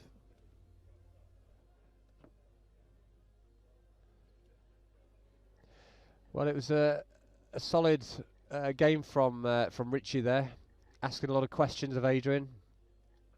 Adrian just managing to win the important rallies, of course, and that's why he's managed to secure the second game. But some good squash played here from both players.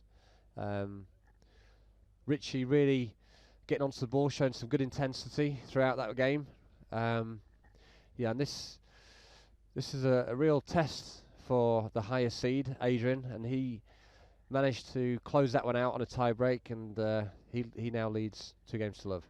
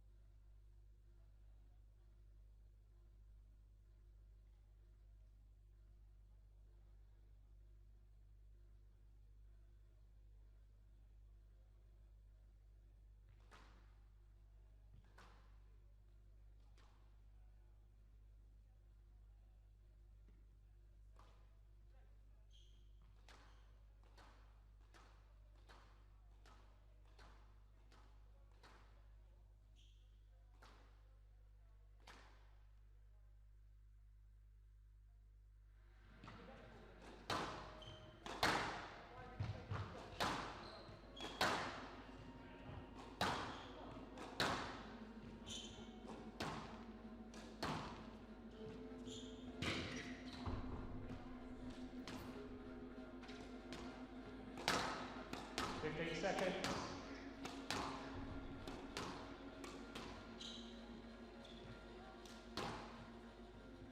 Waller leads 2 games to none. Double.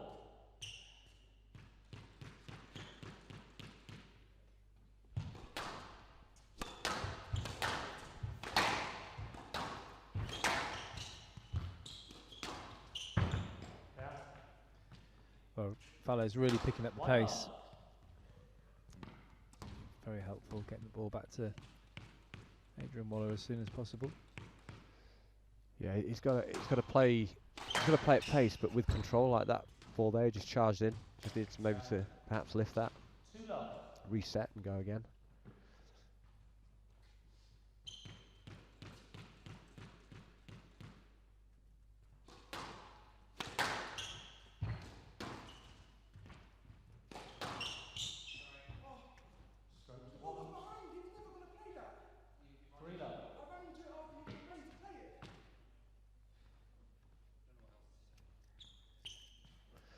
Yeah, seems a little bit of an easy stroke really. I don't think Adrian just knew where he was more than anything. I think he knew exactly where he was. It was a soft stroke. Just see the good in people all the time, don't you, Camps?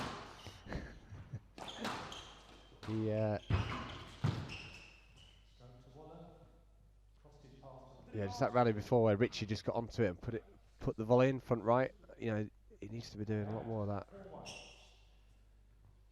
Just getting onto it, taking it early. He's got the capacity to do it. That's the thing. His physicality's, you know, he's got that kind of dynamic. Oh, absolutely, yeah. I mean, he's got talent. He's got loads of talent. But there is, we've been talking about it a lot. There is also a talent of how you compose yourself and how you deal with things. Yeah. Between the ears, and that's where Richie needs to improve a lot. He's made some improvements. It can always get better, and same with Waller. But you know, he's a bit longer in the tooth now, and he's learnt a few harsh lessons, hasn't he? Yeah. 30 years of age now.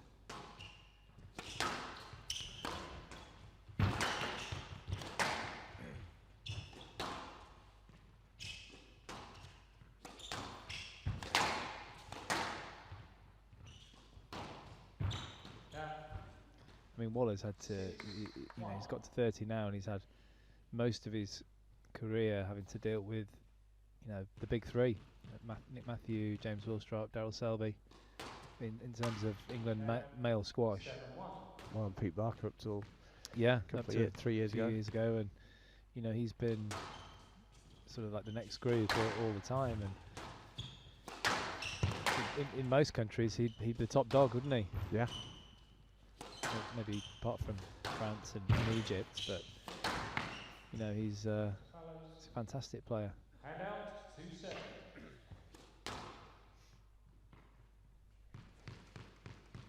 Yeah, Richie's had a poor start here. Too many unforced errors, charging around a little bit too much. Composure that you're talking about. It's a big lead, especially when you're 2-love down. Fallows 3-7.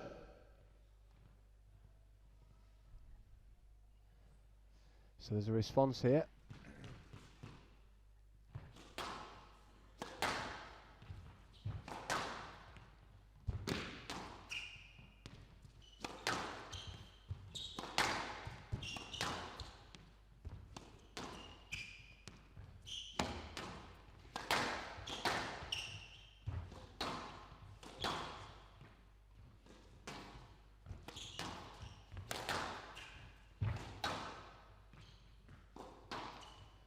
Adrian opting for a little bit of height just to try and remove Richie from the tee.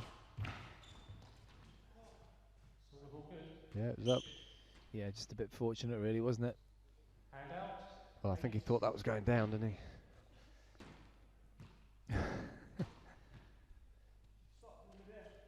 I was saying earlier, it's to your missus actually. It's you're often more lucky, aren't you, when you're playing well? Yeah, it seems to run your way, doesn't it? Yeah. There's, you know, good width on the cross court. I mean that's the thing. When you catch the nick and people say it was lucky, it's just good width, isn't it? Yeah. Yeah. Yeah, if you hit hit good the ball in sort of 100 times in that area, it's gonna catch the nick. Yeah, sometimes. But it's like the serve down the middle when it catches the back of the net. Well, that's what you're aiming for. It's a small target, and you know, if you do that 10 times and hit it a couple, then it's not lucky, is it?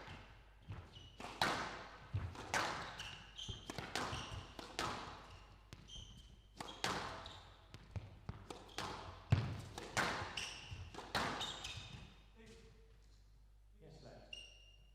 5-8, left side. Player review Waller on the yes, left. Decision. Surprised he's reviewing that really when he's. Well, he's saying it's a winning drive. I'm not too sure about that really. But also, it's just giving Richie a little bit of respite and time to reorganise. And Yeah. you know, you've got the lead. You're close to the finish line. Just It's not a winning drive. and it's not a winning drive. That's for sure. I think Waller's probably asking the ref to look at the movement of Richie round, to maybe take a line behind, but you've got to also look at where the ball lands, and like you said, the quality wasn't quite there, was it? I think that's the right decision. Good decision there to remain a yes let.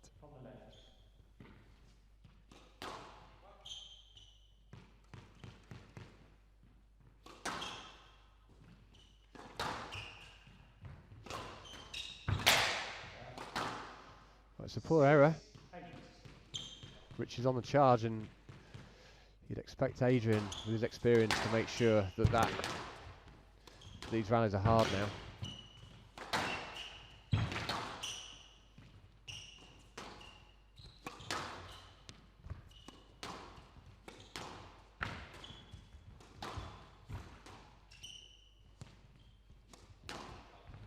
It's a great shot.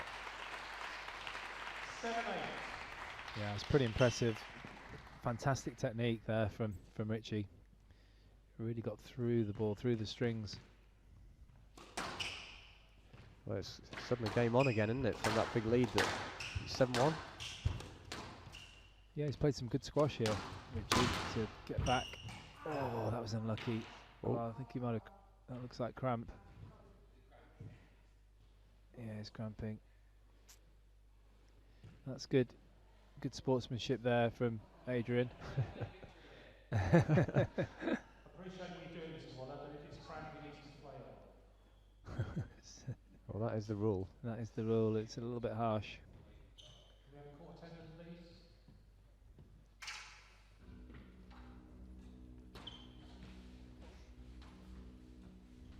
It's just a funny how it landed on it, wasn't it? Yeah, yeah, we'll see here. It's just, yeah, awkward movement, and 9-7. I think sometimes if you twist the toe the wrong way, that can really cramp up the calf.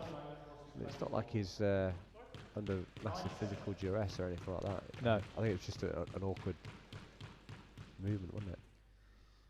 Let's hope he can move properly here. Down. And out. 8-9.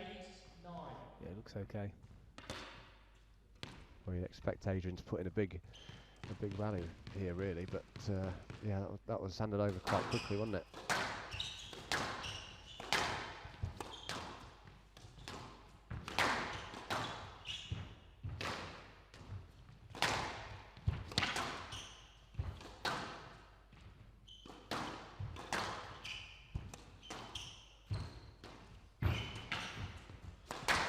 He's losing his balance again here, Richie.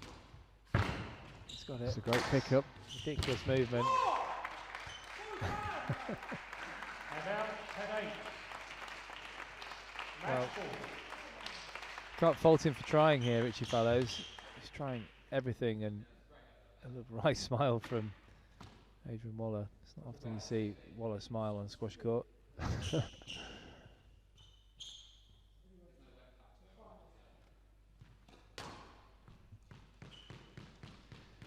So 2 match balls now for Adrian Waller for a chance to step into the semi-finals.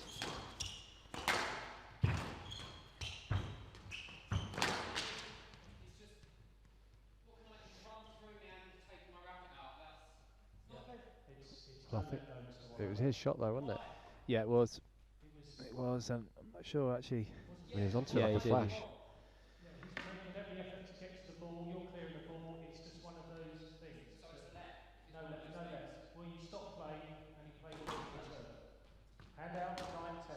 I think Adrian was probably quite shocked how quickly he was up onto that. Yeah, yeah. Took him by surprise, didn't it? He was moving off it relatively slowly compared to the speed at The which speed he came in at. Fallows Yeah. was coming in. Hence why the racket went flying. So, one match ball save for Richie.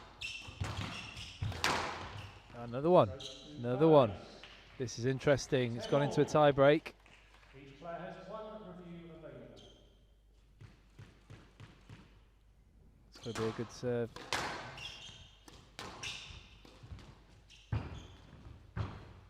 Yeah, that's clever. That's good skill.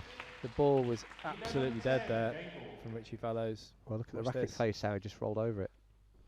Yeah, it was clever. A little bit of top spin, full dive. So a game ball now for Richie Fallows.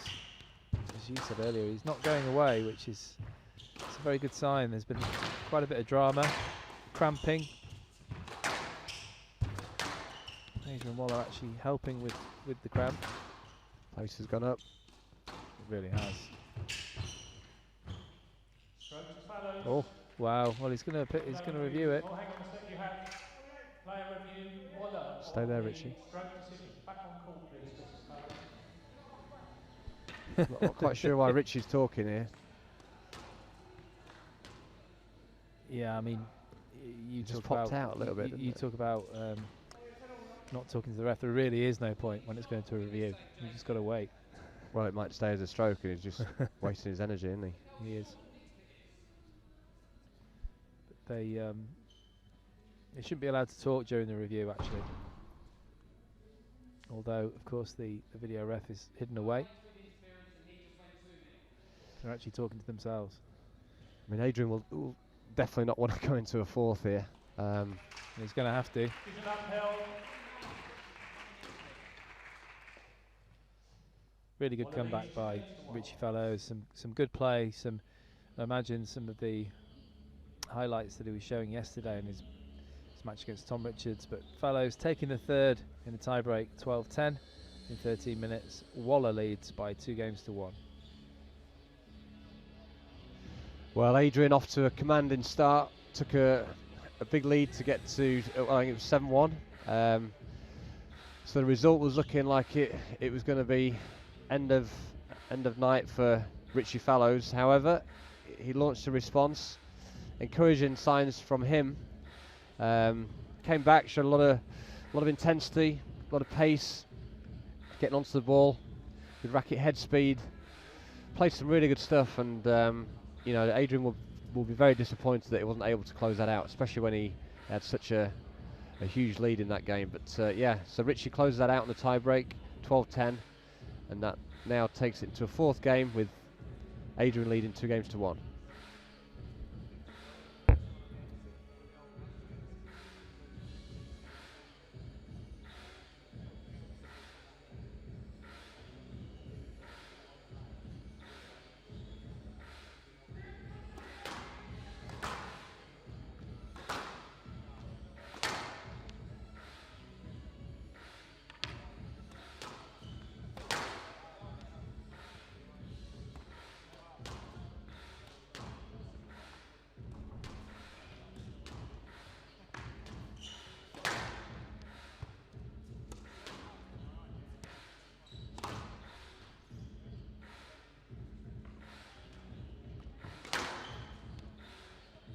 Waller leads 2-1. Fallows to serve.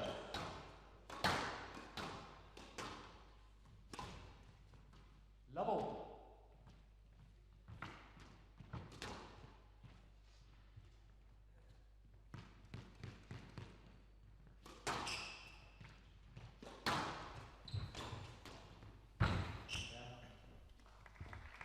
One love. So you, Camps, you know these players a lot better than I do in terms of relationships, coaching relationships with them for a long period of time. What are your thoughts now? Now wow, can we just... Yeah, well, he absolutely ripped that, didn't he? I'd love to have a speed gun on that one. Sure, that absolutely flew. Just creamed it, didn't he? Yeah. And that's I mean, he's got some talent. Yeah. You know, he's a danger. I mean, when he puts it together, like we say, if he could just, and it's always a big if, and players have big ifs about lots of different things, but yeah, he can play. He can really play. And Adrian's well aware. I mean, they train together. He'll be well aware of what Richie's capable of. And this is an impressive start from Richie. He's come out the blocks. I mean, the pace that he's forcing Adrian, some of the movements he's making him do at pace. You know, even though they're not particularly long drawn-out rallies, it's quite an intensity that. Oh, huge! He's absolutely flown out of the blocks, like Usain Bolt in this fourth game. And it's what he needed to do, really, to just create a bit more pressure, a bit more concern in the mind of Adrian Waller.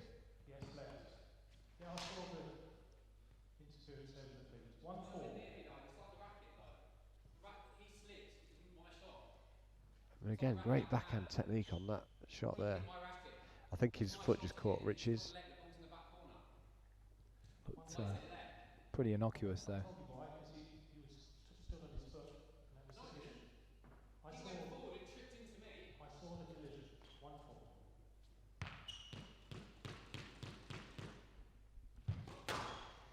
Well, there was always going to be a little bit of talking in this match, wasn't there, with the referee? Yeah. 2-4. Yeah, I'd expect with Adrian's experience and yeah, he would obviously the quality that he has, that he should be able to re-establish himself and assert himself here now. But that was absolutely clinging. It's very tagged. 5-2.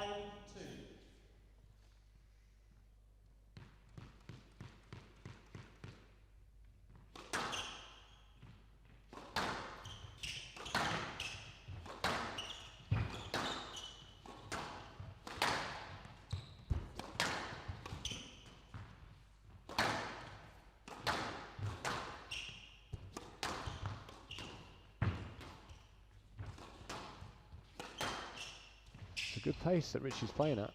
He's just got to be careful that he doesn't overdo it. He's got to learn to reset and then go again and keep going in phases. Wow. I mean, everything's working for him, isn't it, at this point? And that was a tight ball. Yeah, I mean, he's taking a few risks, isn't he? Yeah. It's a bit like the scenario with George Parker earlier against Darryl Selby. Obviously, it worked out well for him in the end, but there was a couple of tricky areas. That's not going to be a let.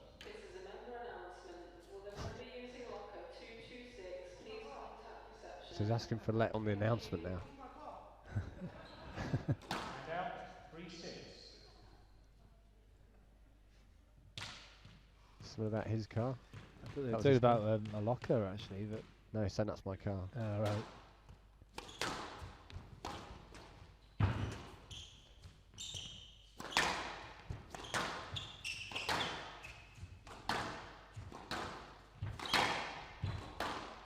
Taking it early again, on the rise. Ball's hardly bouncing. That's tight work from Waller. Well, he needed to stem the flow, didn't he? There's a barrage of shots coming in from Richie. A lot of pace, a lot of racket head speed. Taking the ball on the rise as well, Parky. He's not waiting for the top of the bounce. He's getting in onto the ball very early. You're rushing Adrian.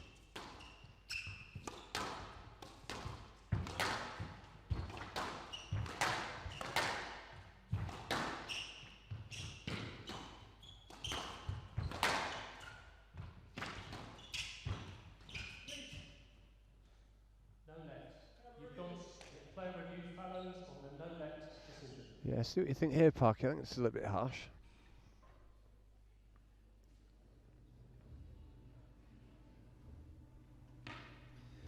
Yeah, I think that's a let ball, at least.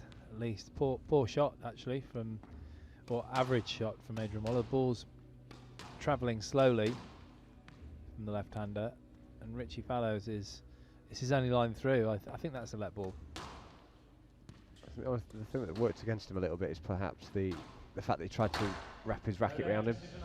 Yeah, referees don't I mean, like that. he was heading that way and he was going to pick it up, but you know that makes it look like you're a bit desperate and you're looking for the stroke and looking for the man.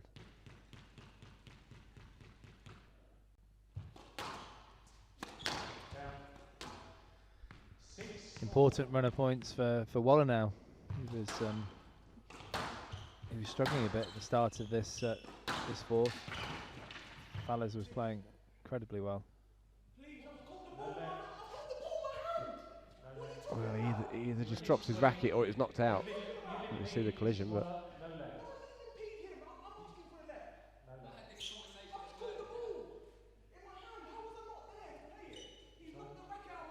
you need the racket.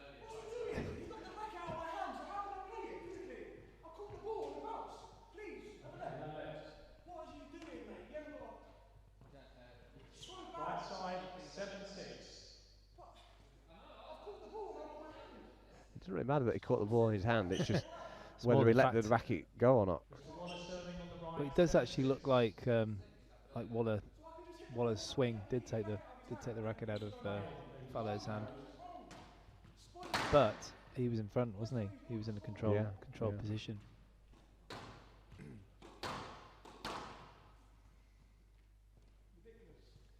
You could argue that it was a stroke to Waller, because on his downswing he hit part of Fallows or the racket.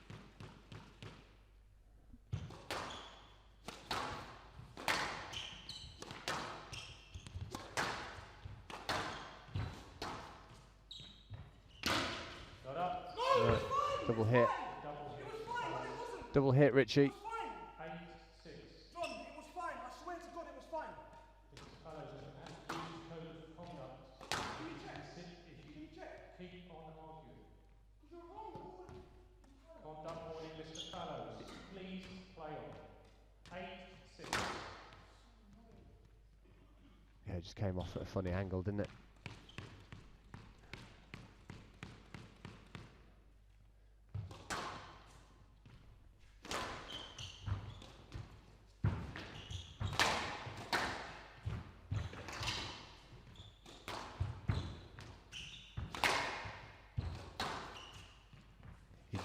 He's looking very dangerous around that middle right areas, Richie.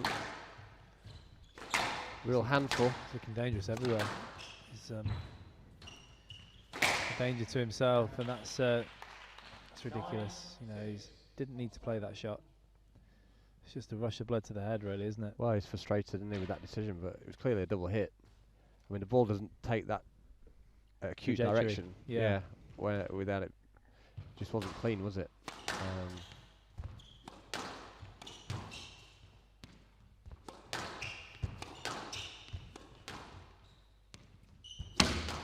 Tight.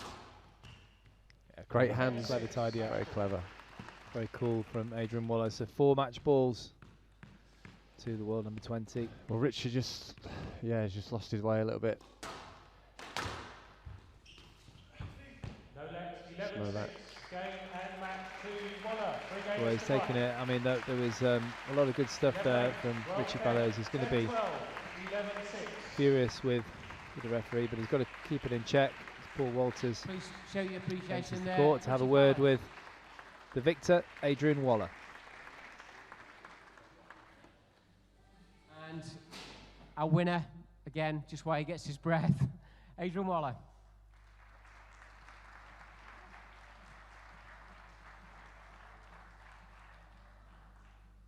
Adrian, it looked at one point that could have been 3-love, but even if it would have been 3-love, I certainly don't think it would have felt like it. No. I mean, every game was competitive. I had a good start in that third and had the lead, so you know the onus was on me to close that game out. But I just took the foot off the gas a tiny bit, but then that's enough for him to run 7 straight points off. That's the difference, you know. There's just 1 or 2% like relax, and you know you've lost the game. So you know that teaches me the lesson over and over again as we all go through. You know, don't take your foot off the gas, or you know, don't take anything for granted, even though you've got a lead. So you know, he came back and started well in that fourth. You know, that was my mind then kicked in. That was quick 3-4-1, And then I had to compose myself, just get back to where I was at the beginning of that third, and just get it back to the back of the court. You know, it was getting dead, and just scrap it out at the back there to get a foothold again in the game. So luckily I did, and managed to get it over the line on that occasion. And that little bit of extra time on court, generally speaking, as long as these matches aren't too long, do you often find that can help you really sort of get into the tournament, particularly as the first time on the glass court this year? Yeah, definitely. I think, well, it's the same for both of us. We both struggled a little bit, I thought, at the beginning to get our range at the back, but it got better as the match went on.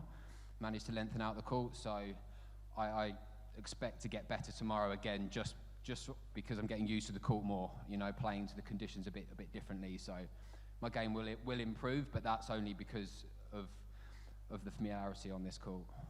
Before we talk about tomorrow, let's talk about the last couple of months, because you've had a really good run, not only from a personal perspective, but also from an England representative perspective. That must hopefully give you a lot of confidence, not just for this tournament, but for the tournaments ahead.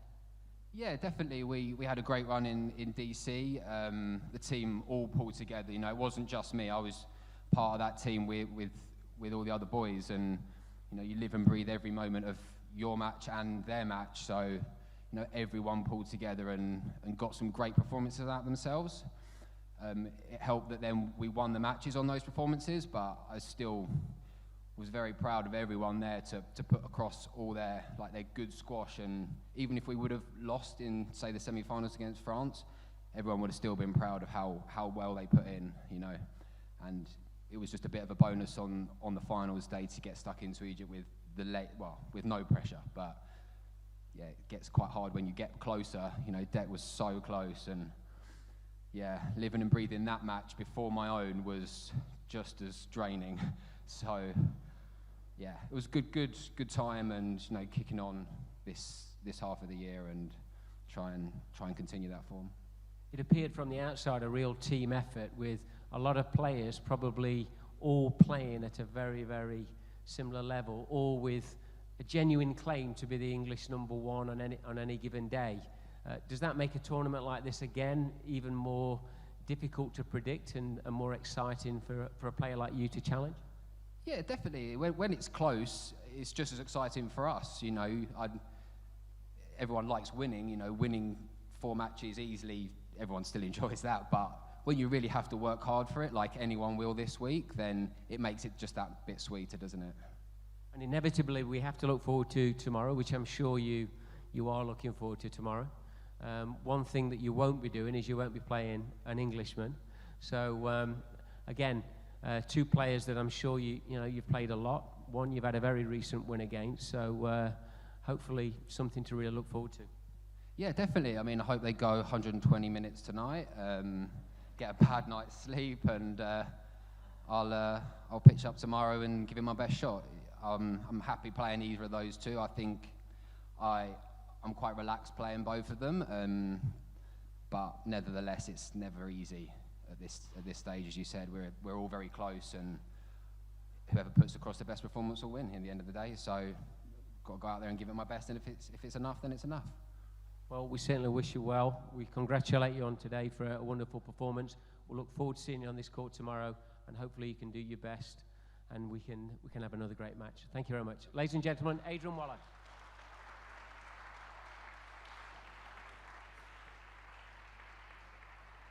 As we mentioned earlier, unfortunately... So, just a few words there from Adrian Waller in the end. It's very philosophical. As we keep saying, he's been around on the circuit for a long time now, 30 years of age, and been on the circuit over 10 years. He knows how to win squash matches, and he's very much looking forward to his semi-final. Doesn't know who he's playing yet. It's going to be Joel Makin or Alan Klein, who are going to be on shortly. But some good form from him against an inspired Richie Fallows at times. So there you can see Joel Makin and Alan Klein are due on in around about 4 minutes. So join us then.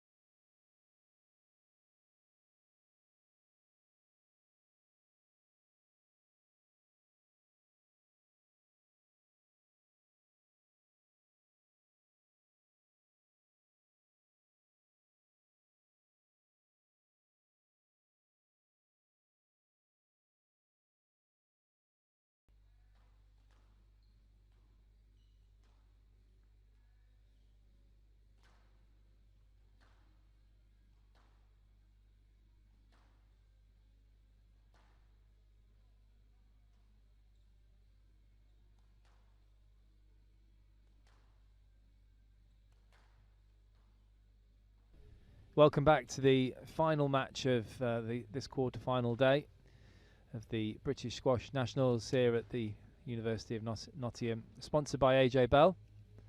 And we have the number 1 seed from Wales. We actually have 2 players, neither of them are English, amazingly. Joel Macon from Wales against the 9 times Scottish champion Alan Klein. And joining me for this final match, for the first time today, is Lewis Walters, coach here at the University of Nottingham. Good evening, Parky. Good evening, Lou. What have you been up to today? Have you been working? A little bit. Did a little bit of coaching early, yeah, but it's been pretty quiet with this going off. Which is no nice. courts for the students. No, they're not happy at all. But yeah, it's good for me because I get a bit of a weekend off. Well, they can get some studying done as well. Yeah, exactly. It's about time they did some. That's why they're here, isn't it? Apparently. And to play squash. And go to Ocean on Wednesday nights. Ocean on Wednesday, Ocean on Friday. Yeah, they're probably Valentine's Ocean. Oh God. Yeah. Let's go. You'll be there later, won't you? Definitely not. Time. I might pop down for it. No, I'm kidding.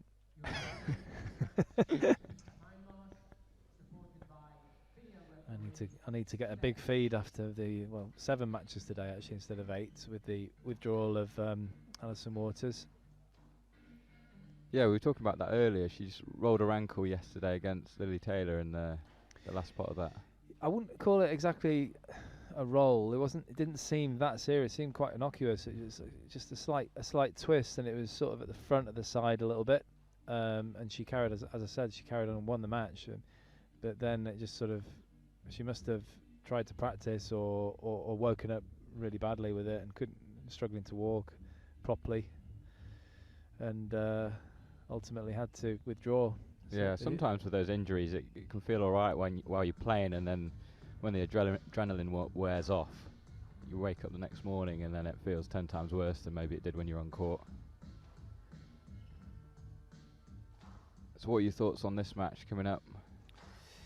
Well, I'm going to go straight in there and predict that Joel Macon's going to win. Yep. AJ Bell National Squash Championship 2020. I don't think it's going to be easy. Men's quarter-final match. Joel Macon of Wales to serve. Alan Klein of Scotland to receive. Best of 5 games. No, they're both very physical players. Oh, absolutely. The head-to-head's 4-2 in favour of Macon. I do think playing on a glass court is definitely going to suit Macon. I think he's had a lot more time on the glass court, and his game suits the glass court more so than Alan's does.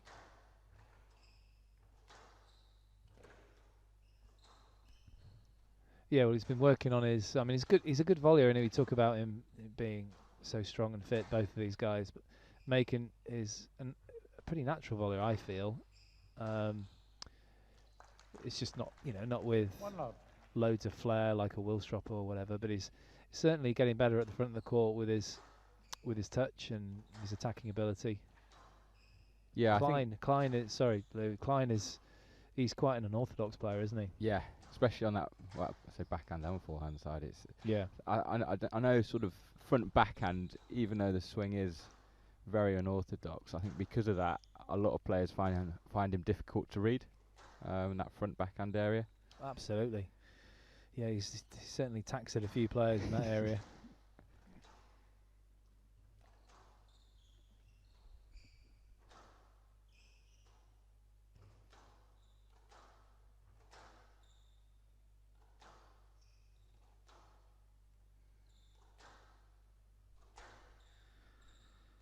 Yeah, I'm gonna go Joel Macon in 3, in fact, but there'll be at least 1 tie break, perhaps 2.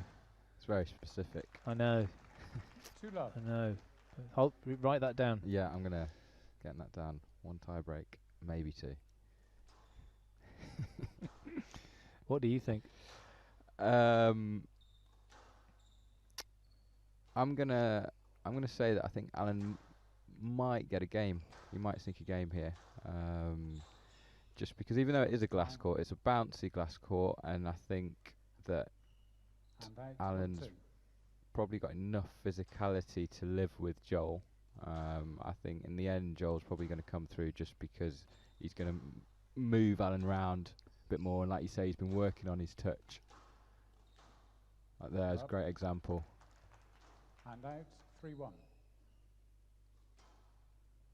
He is off to a flying start here, though, Joel.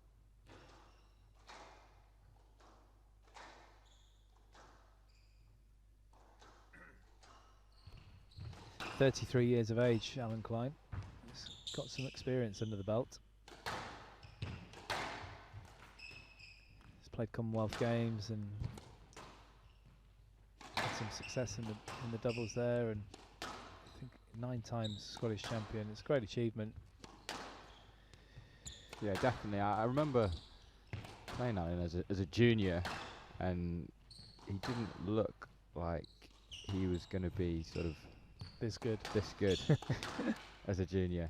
Sort of with the swing and stuff. He was always very physical. He was very strong, but he's obviously worked really hard on his game, and he's had a lot of success, as you say. 9 times Scottish champion. Well, he's worked on his game, and he's just, I mean, his super strength is his fitness, isn't it? I mean, look at those legs, the definition. It's like Popeye. I was just going to say Popeye, yeah. Does he must eat a lot of spinach, yeah. a lot of Scottish spinach. Don't know if that's a big thing up there, but staying off the haggis. And out, 4-3. But it's good for a change to see different nations having a go, isn't it? Scotland v Wales. Yeah, definitely. I mean, when the last time the #1 seed for this event was non-English? Just put you on the spot there. I don't. I can pick out some #1 seeds who weren't English, like Peter Nicol. 5-3. But I mean, he changed. Yeah. It was close. I mean, he might have been #1 seed when he was Scottish. I think he probably was, because it was around. The only person I can think of was possibly Dave Evans. Would he have been a #1 seed or? Possibly. He did get to the final one year, and lost to Peter Marshall. 6-3. I'm going to go with no on that one. No. I reckon Joel's probably one of the first in recent years, anyway. I think so. Of course, Tesney Evans won the event last year. I'm not so sure what seed she was.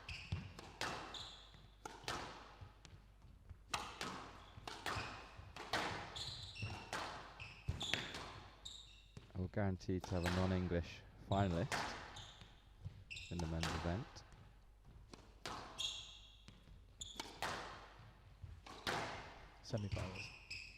Semi-finalist. Just getting a bit carried away. It's just fast forwarding. Yeah. It's Friday today, it's not Saturday. It's been a long day. Wishing your life away. Wife? No wife. There's no wife. No wife. 7-3, left side.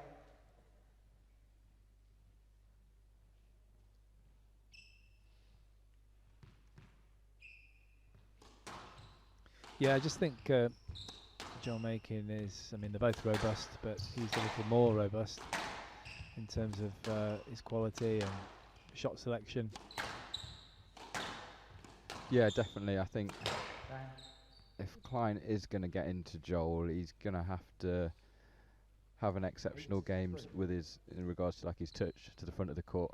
I think sort of as it is at the moment when he's going into the front, Joel's just getting onto it too quickly, and it's causing Aaron some trouble. Well, I did actually briefly have a chat with Klein earlier, and the thing for both of them is fitness is not an issue, is it? No. It's both of these guys are probably of equal fitness. Two of the fittest guys on the circuit. I don't think one of them is going to be walking off totally exhausted, and that's the reason why they've lost. It's going to be who can win at squash. Yeah, you know. 100%. And it was a good example there when Alan went into the front right. Didn't really trouble Joel at all. Alan had the whole court, and I just feel if it was the other way around, then Joel would have made him work a lot harder in that position. Yeah, absolutely. Made more use of the opportunity. Yeah, 100%.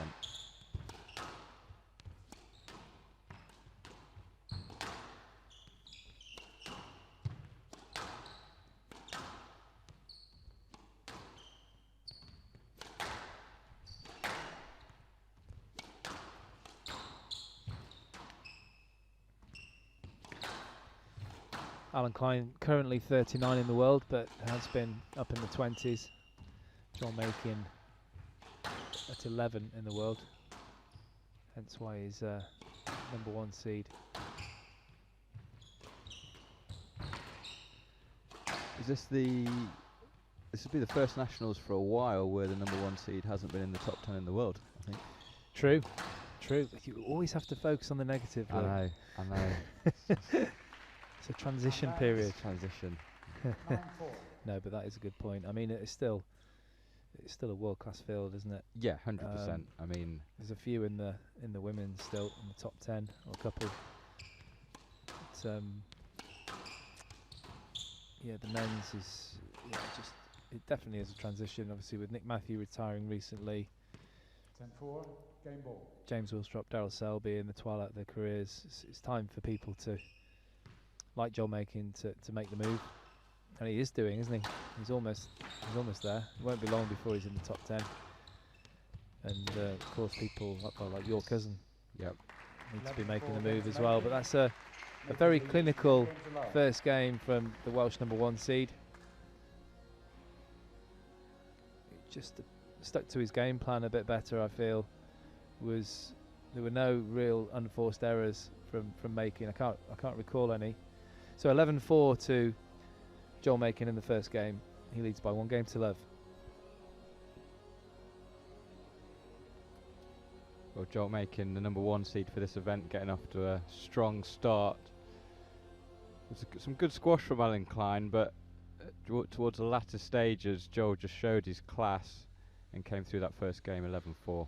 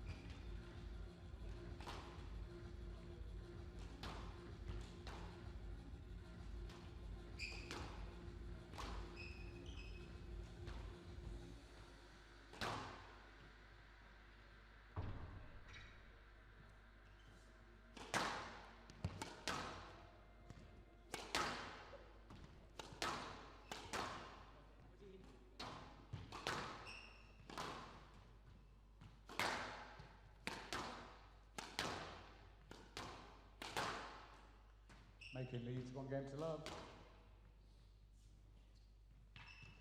Love all.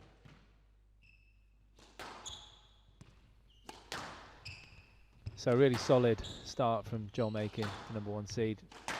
He's looking good, isn't he, Luke?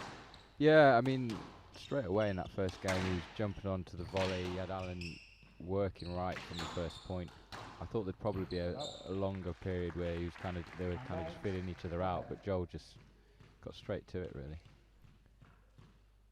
Who's impressed you most in this tournament, the men's event and the women's event? For the men's event, it's probably James, actually. Willstrop. Yeah. Same here. I think it was just when he gets it right, just the accuracy is second to none. It's squash at its best, really, I think. Yeah, he's played some sublime stuff already in his first 2 matches. Oh. Interesting shot selection. Yeah, he's read that. Oh, he's not letting him through. No loud.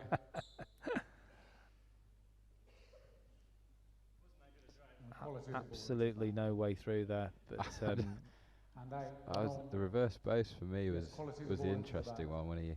Winning shot.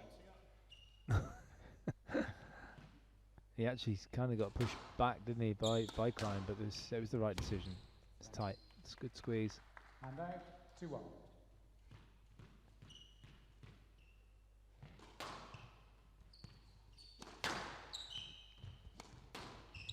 So if Klein's going to make any inroads here, what do you think he needs to do?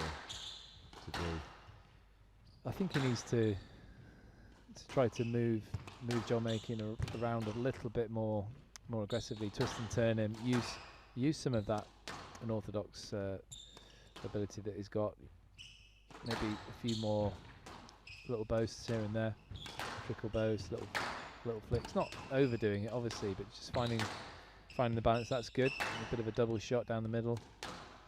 It's just a bit more of a mix, because I think he's going to struggle to win up and down the walls. Yeah, just something to question the movement and the rhythm of Makin. Like you say, I think at the moment, if he's just hitting up and down the walls, he's not going to trouble Makin. Like you said, Makin can do this all day.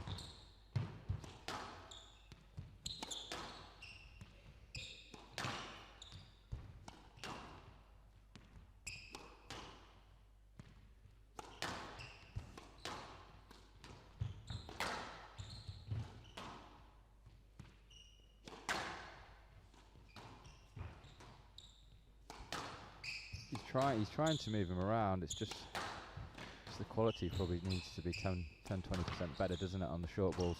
Yeah, that was a good idea, the flick. So he played the flick there, and obviously John Makin read it, but he wasn't quite on balance. You know, there's a bit of a checking of the feet before he decided which way he was going to go, and that forced the error, I believe.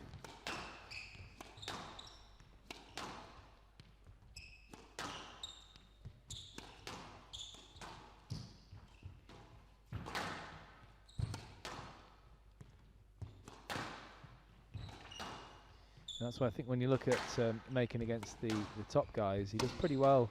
Doesn't do badly against guys like Shabagi and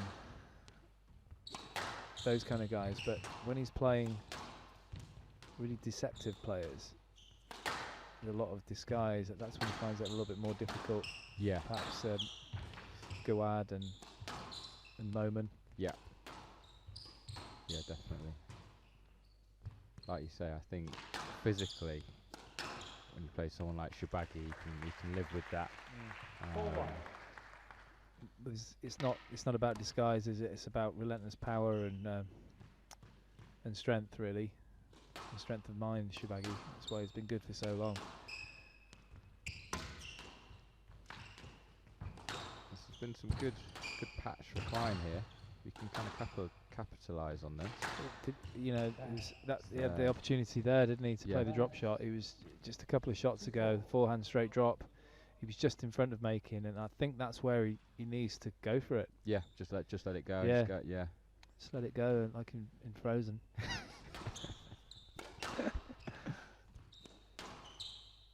How many times have you watched Frozen? 28 times, probably at least. Yeah. I'm not going to sing it.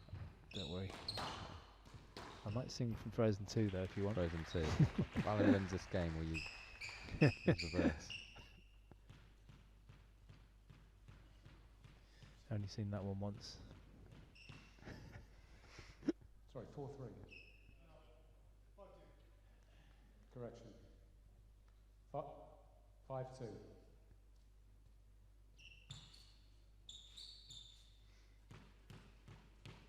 It's a good example of the forehand drop there to win that last point by Klein.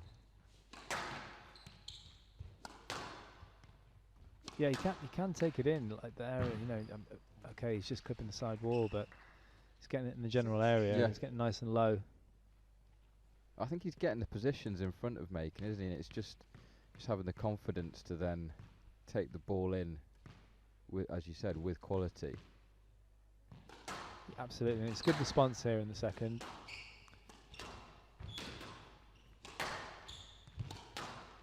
He's got a lot of experience, Alan Klein, now. And that's nice. That's what I was talking about. That was, yeah, good call. Definitely a double bounce. And 7-2. it was deceptive, wasn't it? Yeah. Oh, he hasn't played it yet in this match, so he's been saving it.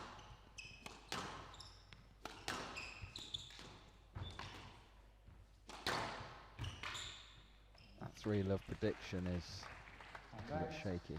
It's not looking too good at the moment, but you know what it's like. You know, points to 11, just another couple of points on the board for making. And it's anyone's game again, but if Klein can just win this point, that's good reaction. Great gets from Makin. That is immensely strong from Joel Makin.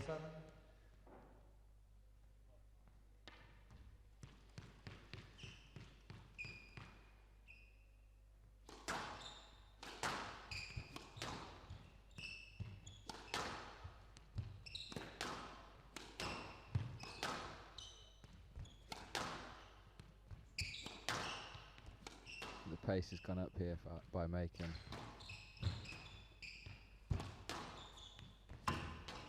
That volley was impressive, wasn't it, on the backhand. And high up, just getting that power and accuracy.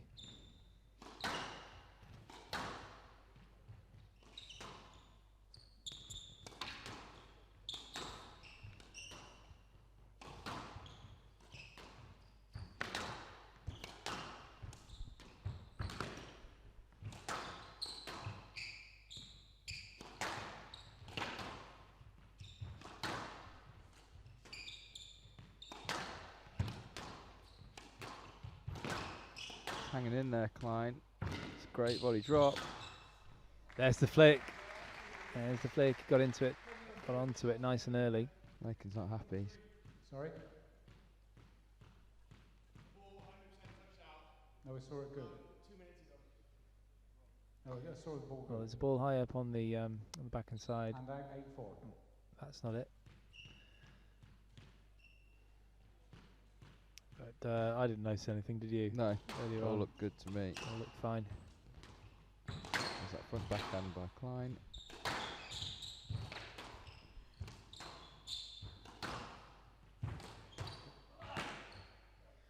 Oh, that's a miss hit. There's the apology from Joel Makin. 5-8. Needed it, didn't he? Yeah, the frame. Know about those ones, Parky?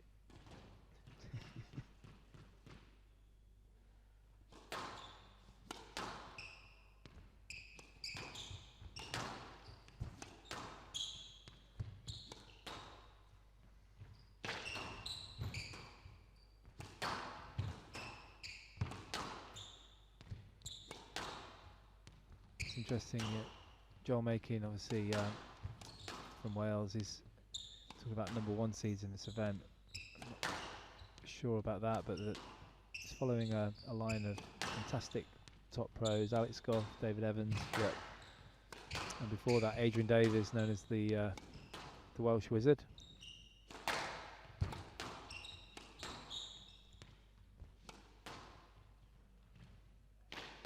Alex Goff got to 5 in the world, I think was his best. David Evans won the British Open. And, Adrian Davies got to 10 in the world, so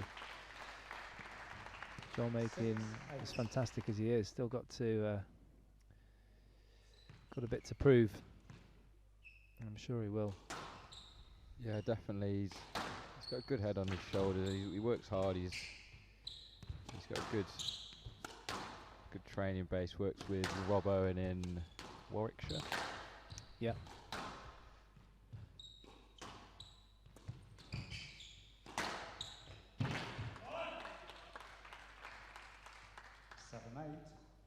And this is good pressure. He's realised the danger and the extra pressure from Klein early on in this game, and he's back to almost parity.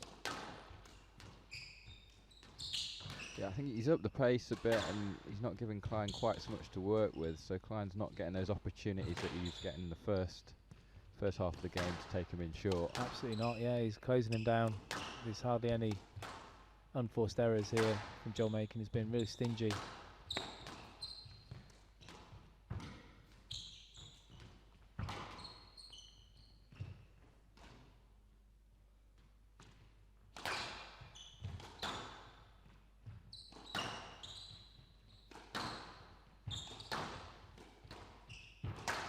Dropped a game, of course, yesterday to Sam Todd, who was really impressive.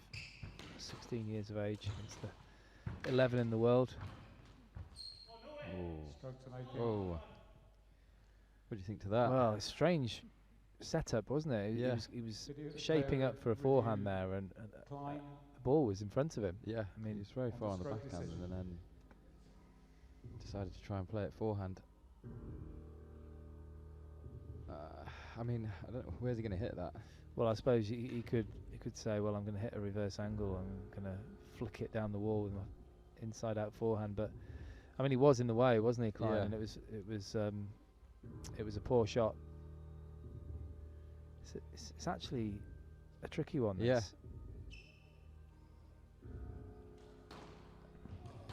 That's why we're not referees. Exactly, yeah. Yes, Len, this I think is that's a good overruled, decision, though. Making us one review remaining. Yeah, because of the 7-8. Because the of preparation. yeah, the preparation, yeah. I mean, Klein was definitely Sorry? in the way, but then you think about where Joel could actually hit it with right that side. swing. Thank you. He was very limited.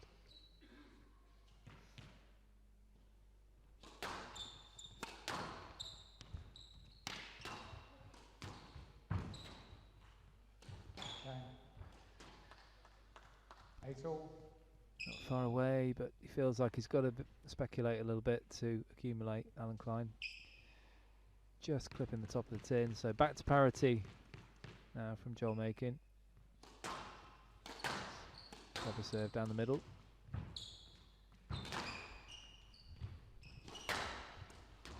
That's a great shot. Yeah, And out. read it nice and early, anticipated the cross-court drive, wasn't quite wide enough. Yeah, I think Macon's got to be careful there. He's sent a lot of balls cross-court that haven't quite had the width, and they've almost gone straight onto Klein's racket.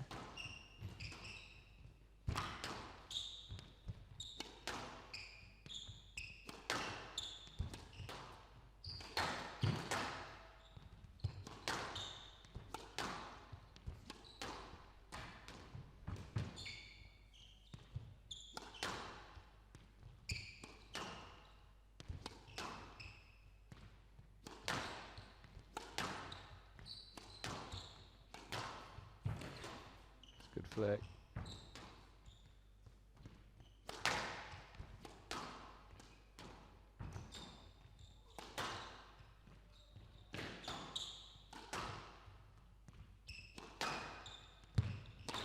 It's good length, good depth from Joel Macon. Didn't quite get a line on the forehand there. Chance for Klein. He played it well. Yeah, he did. He's got some good touch sometimes when he sets himself. Good dig there from Macon. Pressure still being applied by Alan Klein, Out. and it's worked. Very well played from the Scotsman, 10-8. Game ball. and he's earned these 2-game balls here. I feel that both of these players have to really work hard to earn the points. Yeah, definitely. I mean, talked about the physicality of both of them. I think they're both. Whoa! Thank you. 11-8 came to Klein. 1 game all. Not really. I don't know. Sure Why what was he conceding? Because it was dangerous play, or did it? Did he hit the tin? not really? No, it didn't hit the tin. Didn't it? Right. Didn't hit the tin. I'm not really too sure what happened there, but we'll find out in due course. Alan Klein taking the second game 11-8 in 16 minutes. The score is 1 game apiece.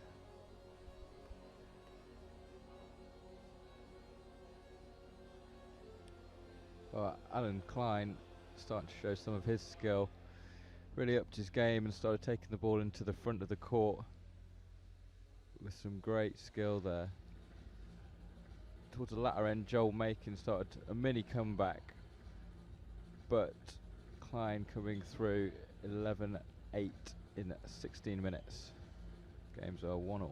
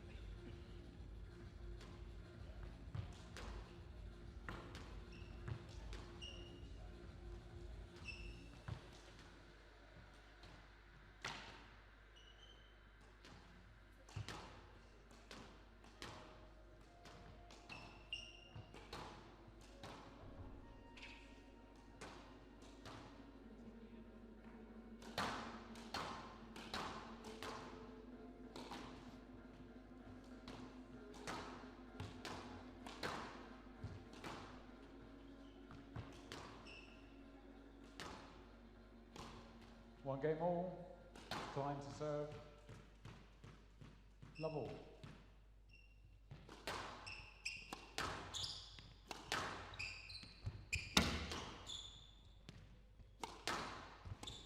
Game. 1 love, fellas.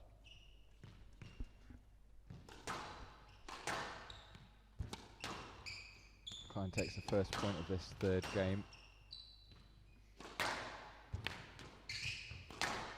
He's got to persist with that style though, the accuracy and the breaking it up a little bit, using the deception. It's very hard to do, isn't it, against someone like Joel Macon, just to keep it up. Yeah, and I think that style of play probably doesn't come naturally to Klein, but he did a good job in the last game.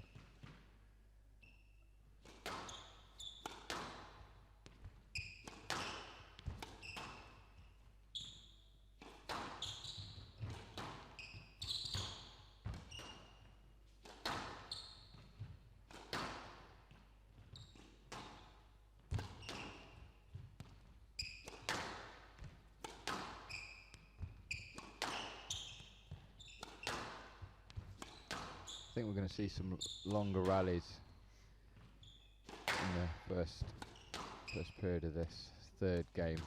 A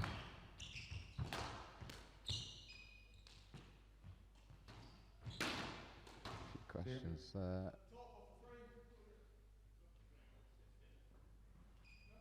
It was difficult to read, to be honest with you.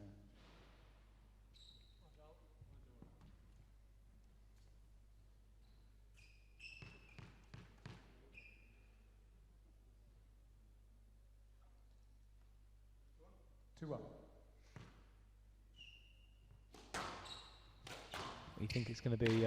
It's going to start getting a little bit more additional. Yeah, pickup. yeah, I think there's obviously a lot on the line, and the third game is so important here.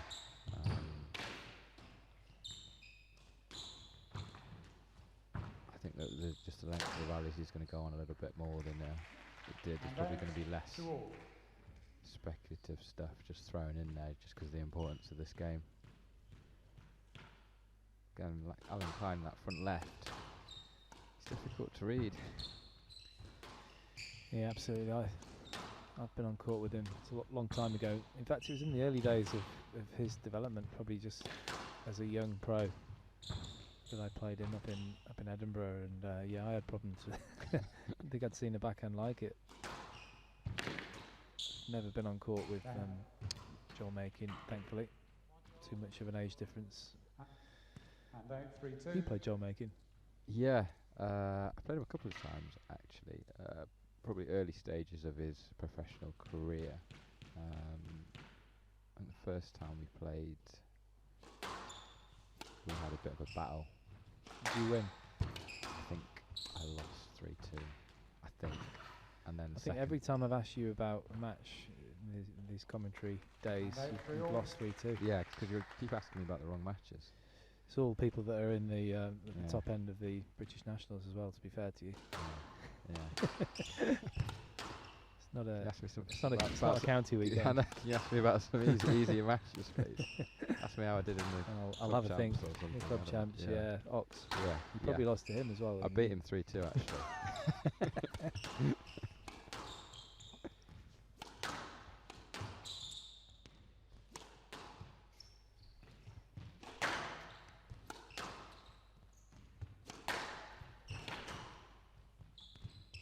You even beat me 3-2 last year, and I'm really crap. I did, yeah. Abbeydale, Yorkshire League. And out. 4-3. That was, of course, before you made the transition over to racquetball. Yep, I'm now a fully fledged racquetball pro. Are you looking for sponsorships? I am. Yeah, if you know anyone, just send them my WhatsApp. WhatsApp. Or Have my you got a racquetball CV yet? Yeah, well, I'm just working on it actually with Fuller. Yeah, right. He's my manager. Are you going to put your practice match down with him today on there? That's going to be on my CV. Yeah. DNF.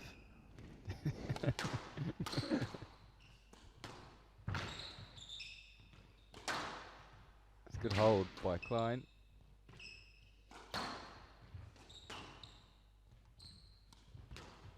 Great touch from the back of the court. It's really good from Alan Klein. You could hear the strings singing there. Ran the ball in. So tight. So complete parity now for 1 second. 5-4. This is some of the better squash that I've seen Klein play. I haven't watched him play that much, but I think he's definitely using the front of the court a lot more than he did maybe 4 or 5 years ago. Definitely. No, I thought he cleared enough for you to take. I think it's interesting. That's what he was alluding to earlier when I saw him briefly, and we just had a little word about the match. He's playing someone who is as fit as him. Yeah, you know, as can keep going. So that takes it out. Normally, I think he feels like he can beat a lot of people on fitness. Yeah. Whereas with Joel Macon, he's fully aware that he's got to play better squash in order to win. He's not going to tire him out. No. He's not going to exhaust him. Both of these guys are too fit for that. So he has to use his brain. He has to use his racket in order to get through. Decision upheld. Making has no reviews remaining. 5-4.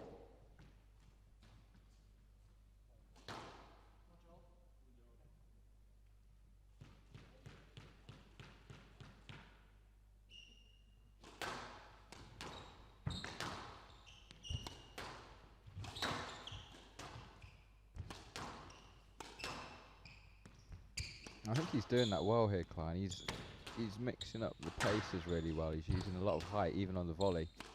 Saw there a couple of cross-court volley lobs. Again, using the height and then bringing it down. It's unlucky. Yeah, I think it's important as well as you get a little bit older into your 30s. He's not old by any means at 33, but it's all relative, isn't it? I mean, he's still got his speed, hasn't he? But I suppose it's in terms of recovery, you got to evolve as you get a bit older into your 30s. Yeah, definitely. When you're still at the top end, it's just not going to be any pressure playing 3-2 after 3-2 after 3-2. The body's going to start calling out. I think for how physical Klein is as a player, he's done pretty well over the years with the lack of injuries he's got, or the few injuries that he's had. Like you say, obviously putting so much pressure or strain through your body playing 3-2 every time you go on court. He's done well that nothing's really broken down. I can't think of any period where he's been out for a significant amount of time. Yeah, you did right. I think when you look at his physique, though, he's quite a squat sort of physique. He's like a boxer, and he's so strong. And I think he must work hard in the gym in between matches, in between tournaments, and in the off season. And his body's just really ready for tournaments. And yeah, it's probably the spinach as well. And all that spinach. Yeah. And in fact, this is how you want to feel. And this is, I remember Peter Nichols saying this, that when you get to the tournaments, it actually feels not easy, but comfortable in relation to the training, the brutal training that you've been doing. And I'm sure that's the case with both of these guys we see here. Yeah, I think from what I've heard of, Joel Makin's notorious for his treadmill sessions. Right. I've heard about them. I don't know exactly what they are. I think Mark Fuller would be able to tell you a little bit more about them. But Out. 9-5. Has built up a good lead here, Joel Makin. Yeah, Klein's just found the tin. I think a little bit too often here, hasn't he? Just found the tin. Just found it. Just found it. It's just located the tin area. Yeah. Yeah, it's not a good place to be.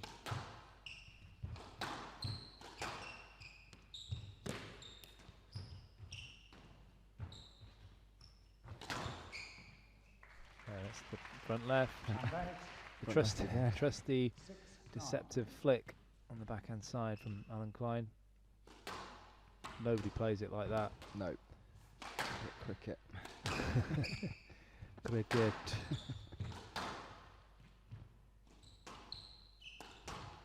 Out. Yeah, just one or two errors coming from the racket of Klein. That's just not happening from Makin. That's the difference. So 4 game balls here to take a 2-1 lead. Went for the big one there, Makin.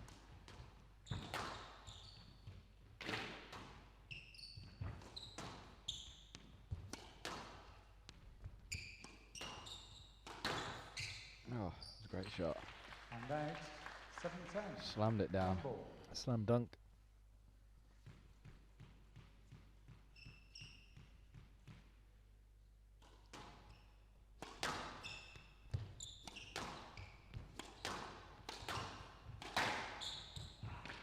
Wow, it's great pace, great injection of pace there.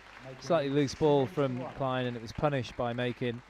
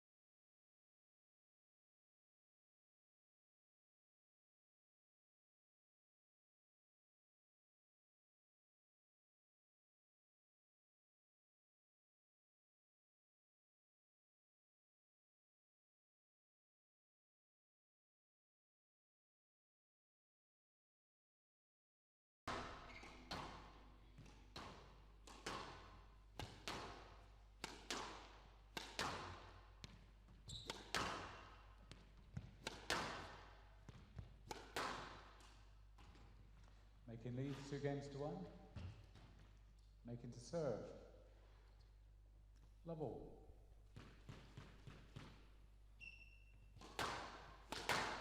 Joel Making kicking off this 4th game after 42 minutes of play.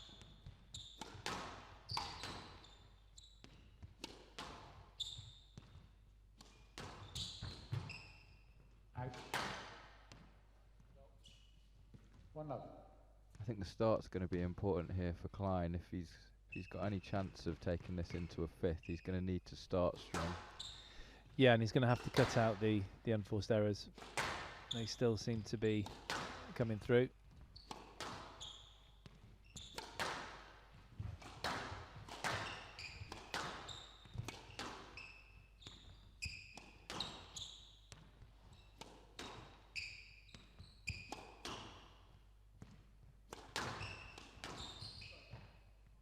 Yes, left.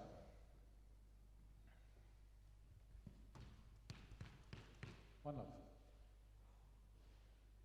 Alan Klein has a habit of running into people's arms and rackets. I've seen a lot of pictures of him online with bandages over his nose and his eyes and forehead. Nose, eyes, forehead. Forehead, yeah. He's got a habit. Does he get a ball in the eye though? Didn't get a ball in the eye, just the racket. Well, the face area. I don't know if you saw today, but Daryl Selby was playing in Oh eye yeah. protection. Oh right, yeah, I saw that. Yeah, what was that? Well, you know, he got hit in the eye with the ball yesterday No. by Ollie Petts. And Didn't know it's that. good that you, the commentators, are keeping up with this tournament. Watching every match. Yeah, so he got a ball in the eye and he had to go to A&E. Oh really? Okay. Yeah, and it was very close to doing some serious damage. Right. Perhaps even detaching the retina. Really? Luckily, that didn't happen, but it really gave Daryl Selby a wake-up call. And he wore his eye protection today. Yeah. He says he basically had a bit of an achy eye, but obviously it's going to go away. But got outplayed really. So how did he Well, get hit? I think it was like early on. It was 2-1 in the first or something, and there was a intentional shot down the middle by Selby. Yeah. Petts went for a reactionary, quick shot behind the back. Yeah. Hit the frame, and it went into the eye of Daryl. I think that explains it, because I was wondering how the top pros who are so accurate can do that. But Yeah. That explains it. Some sort of quick reaction, and Yeah, obviously when the head being in the wrong place at the wrong time. Yeah. But yeah, he also said after the match, I think that's a wonderful shot. He's going to continue wearing eye protection now, Right. which is interesting. Yeah, I think with the eye protection, a lot of it depends on how comfortable you are as a player wearing eye protection, and also like the quality of the eye protection. I mean, of course, in like the doubles matches, all the players tend to wear eye protection. It's not mandatory, but they do, just because the ball's just flying around and you don't know what's going to happen. Oh yeah, yeah. But I think for the heavy sweaters, I think it can be an issue. Definitely. With bits of sweat getting onto the glasses and stuff. I think when I've worn them, it hasn't necessarily been the issue of them fogging up. It's just if you make a heavy movement and your head drops, and then you just get beads of sweat on the glasses, and if that's at a crucial time in the match, and all of a sudden you can't see the ball. You must have worn them a lot in the States. Not really. Not really, actually. No, did you play much hardball? No. That'd be why. Not a fan of hardball doubles, actually. Don't mind don't mind normal doubles. It's nicked. And out. 4-1. So another point on the board for the Welsh #1 seed. Yeah, this is going to be difficult for Klein now, because every point making is just getting more and more confident.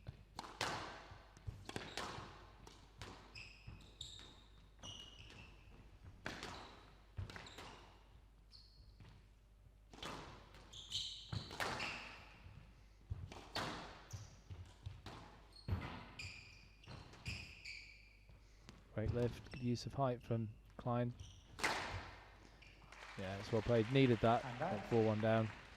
Yeah, it's good. Good early racket prep. He got on the ball early and then just the hold and flick cross court. Joel making nowhere for that one.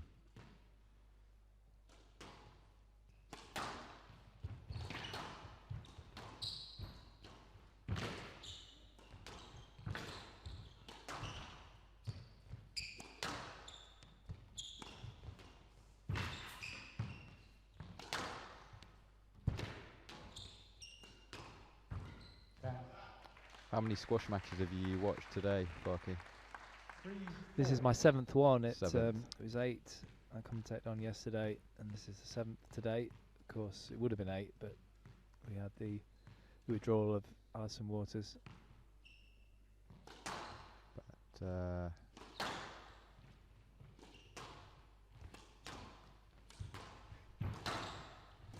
yes.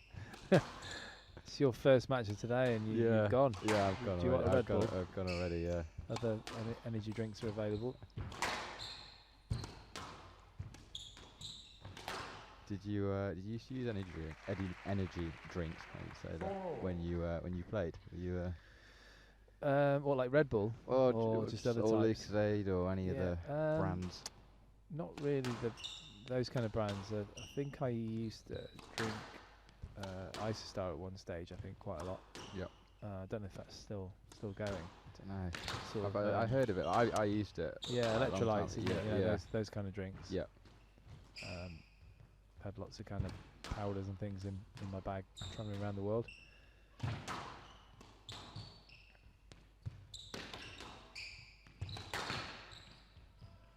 Yeah, it's good. Good change of direction with a little bit of power there from Macon. Totally wrong foot in Klein.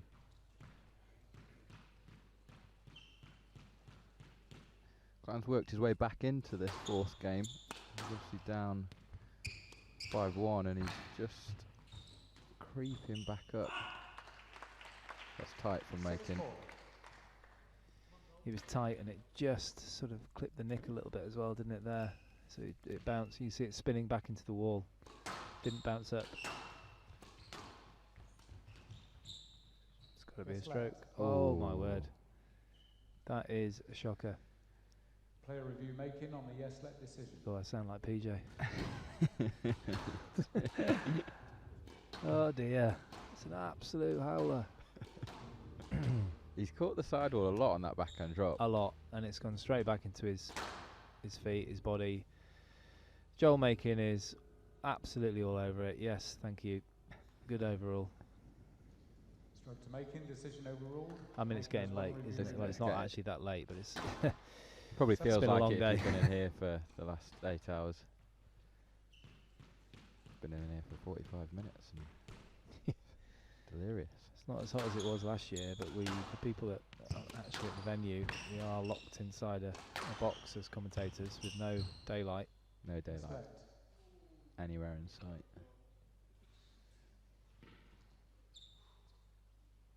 7-4.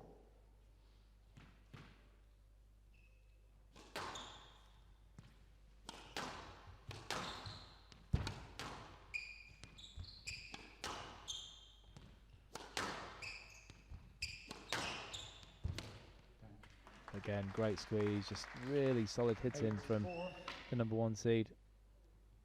Built himself a really nice lead in this 4th.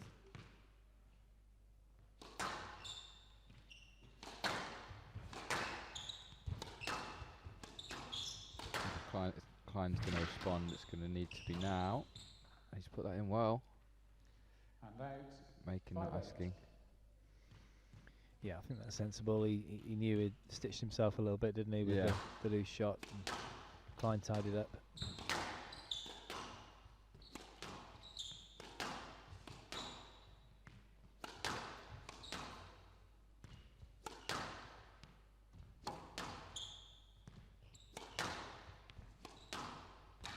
See Dave Evans there on the front row. I think he's talking to Joel in between games. Yeah, good spot. He's chewing the ear off Paul Walters at the moment. Yeah, probably Talking about unsquashable rackets. 9-5.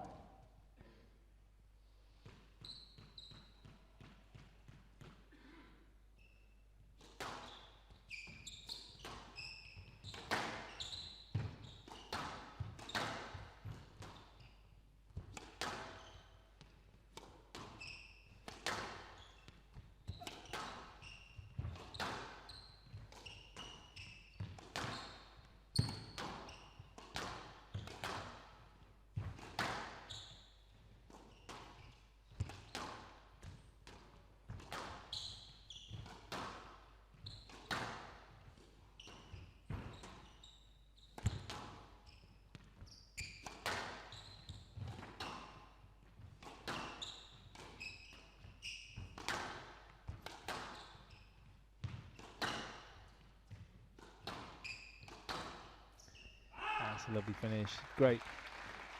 Massive frustration for Alan Klein, understandably. Just popping the ball up, clipping the sidewall, and just can't afford to do that against this calibre of player. So Macon now has 5 match balls to secure this quarter-final. Oh, and he's done it straight away, and an error from Alan Klein. Great disappointment from Alan Klein. He played well at times. With Joel Macon, #1 seed, still proving his worth in this tournament. 11-4, 8-11, 11-7, 11-5, 3-1 in 54 minutes. Joel, congratulations first of all. A few words about your opponent. He made it pretty difficult out there for large periods of that match. Yeah, I felt he used the height really well there, which I don't normally associate with the way he plays, but he was using the counter drop and lob sort of combination well, and he was getting it back above my head, and I had to reset again after the second game because I was going a little bit cheap, so I needed to go back over his head off that and then sort of try and attack a little bit more, and that opened up a bit more space. And in terms of the court, was it the way you expected it to play, or maybe did it sort of, you know, maybe a little bit colder? I mean, from the outside, it looked quite a hard court to be playing on at times. Yeah, it is dying off a bit more than I thought it would, but it's always quick through the front wall here. So if you can get a little bit of hold and hit through quickly, you can get a lot of reward for that. So I was trying to do that, maybe used it a little bit too much, but yeah, I thought it worked for the most part, really. Last year was a huge disappointment. I know you were playing so well. You went to the tournament as champions. Unfortunately, you incurred that ankle injury, which prevented you from playing this year. Does that give you extra incentive for this year and trying to be the first Welsh male player to win this title? Yeah, definitely. I mean, it's been disappointing the last couple of years. I had injuries in January both years, so I've missed the last couple, so I haven't had a chance. But yeah, it's something we all target. You've had players like Nick Matthew, you know, Pete Nicol, Lee Beachill, James, Darryl. All these guys have won it over the last couple of years, and you know, it's a massive title for all of us. And the younger players are getting through a little bit more now, but it's still, yeah, it means a lot to us, definitely. Yeah. And before a final, there's obviously your match tomorrow. A little bit of a history, a little bit of recent history where he got a win over you in the World Teams. I know you're a very proud Welshman, so would you be looking to sort of put that right tomorrow? Yeah, I mean, that was a disappointing match, but you know, Waller's got a lot of quality, got a lot of respect for the way he plays. He gets across the middle well, he hits lovely straight lines, you know, he's a quality player. So I know that going into the match, so sort of gives me an idea of what I need to do. It's clear what I need to do, but he's quality. You know, it's whether he allows me to do that and I can get on top for periods. So yeah, it's an exciting opportunity for both of us, I think. Well, we certainly look forward to a great match. Once again, congratulations tonight, and we look forward to seeing you tomorrow. Ladies and gentlemen, Joel Macon.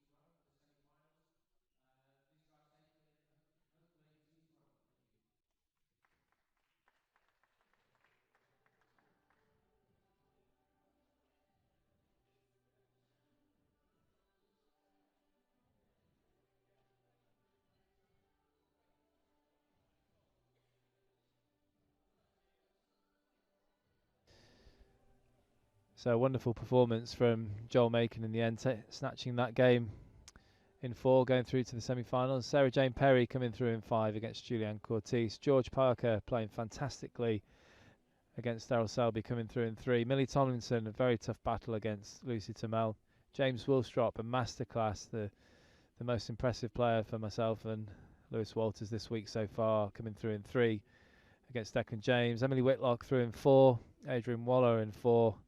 Jasmine Hutton unfortunately didn't have a match against Alison Waters, who withdrew, and Joel Macon, the number 1 seed, coming through in 4.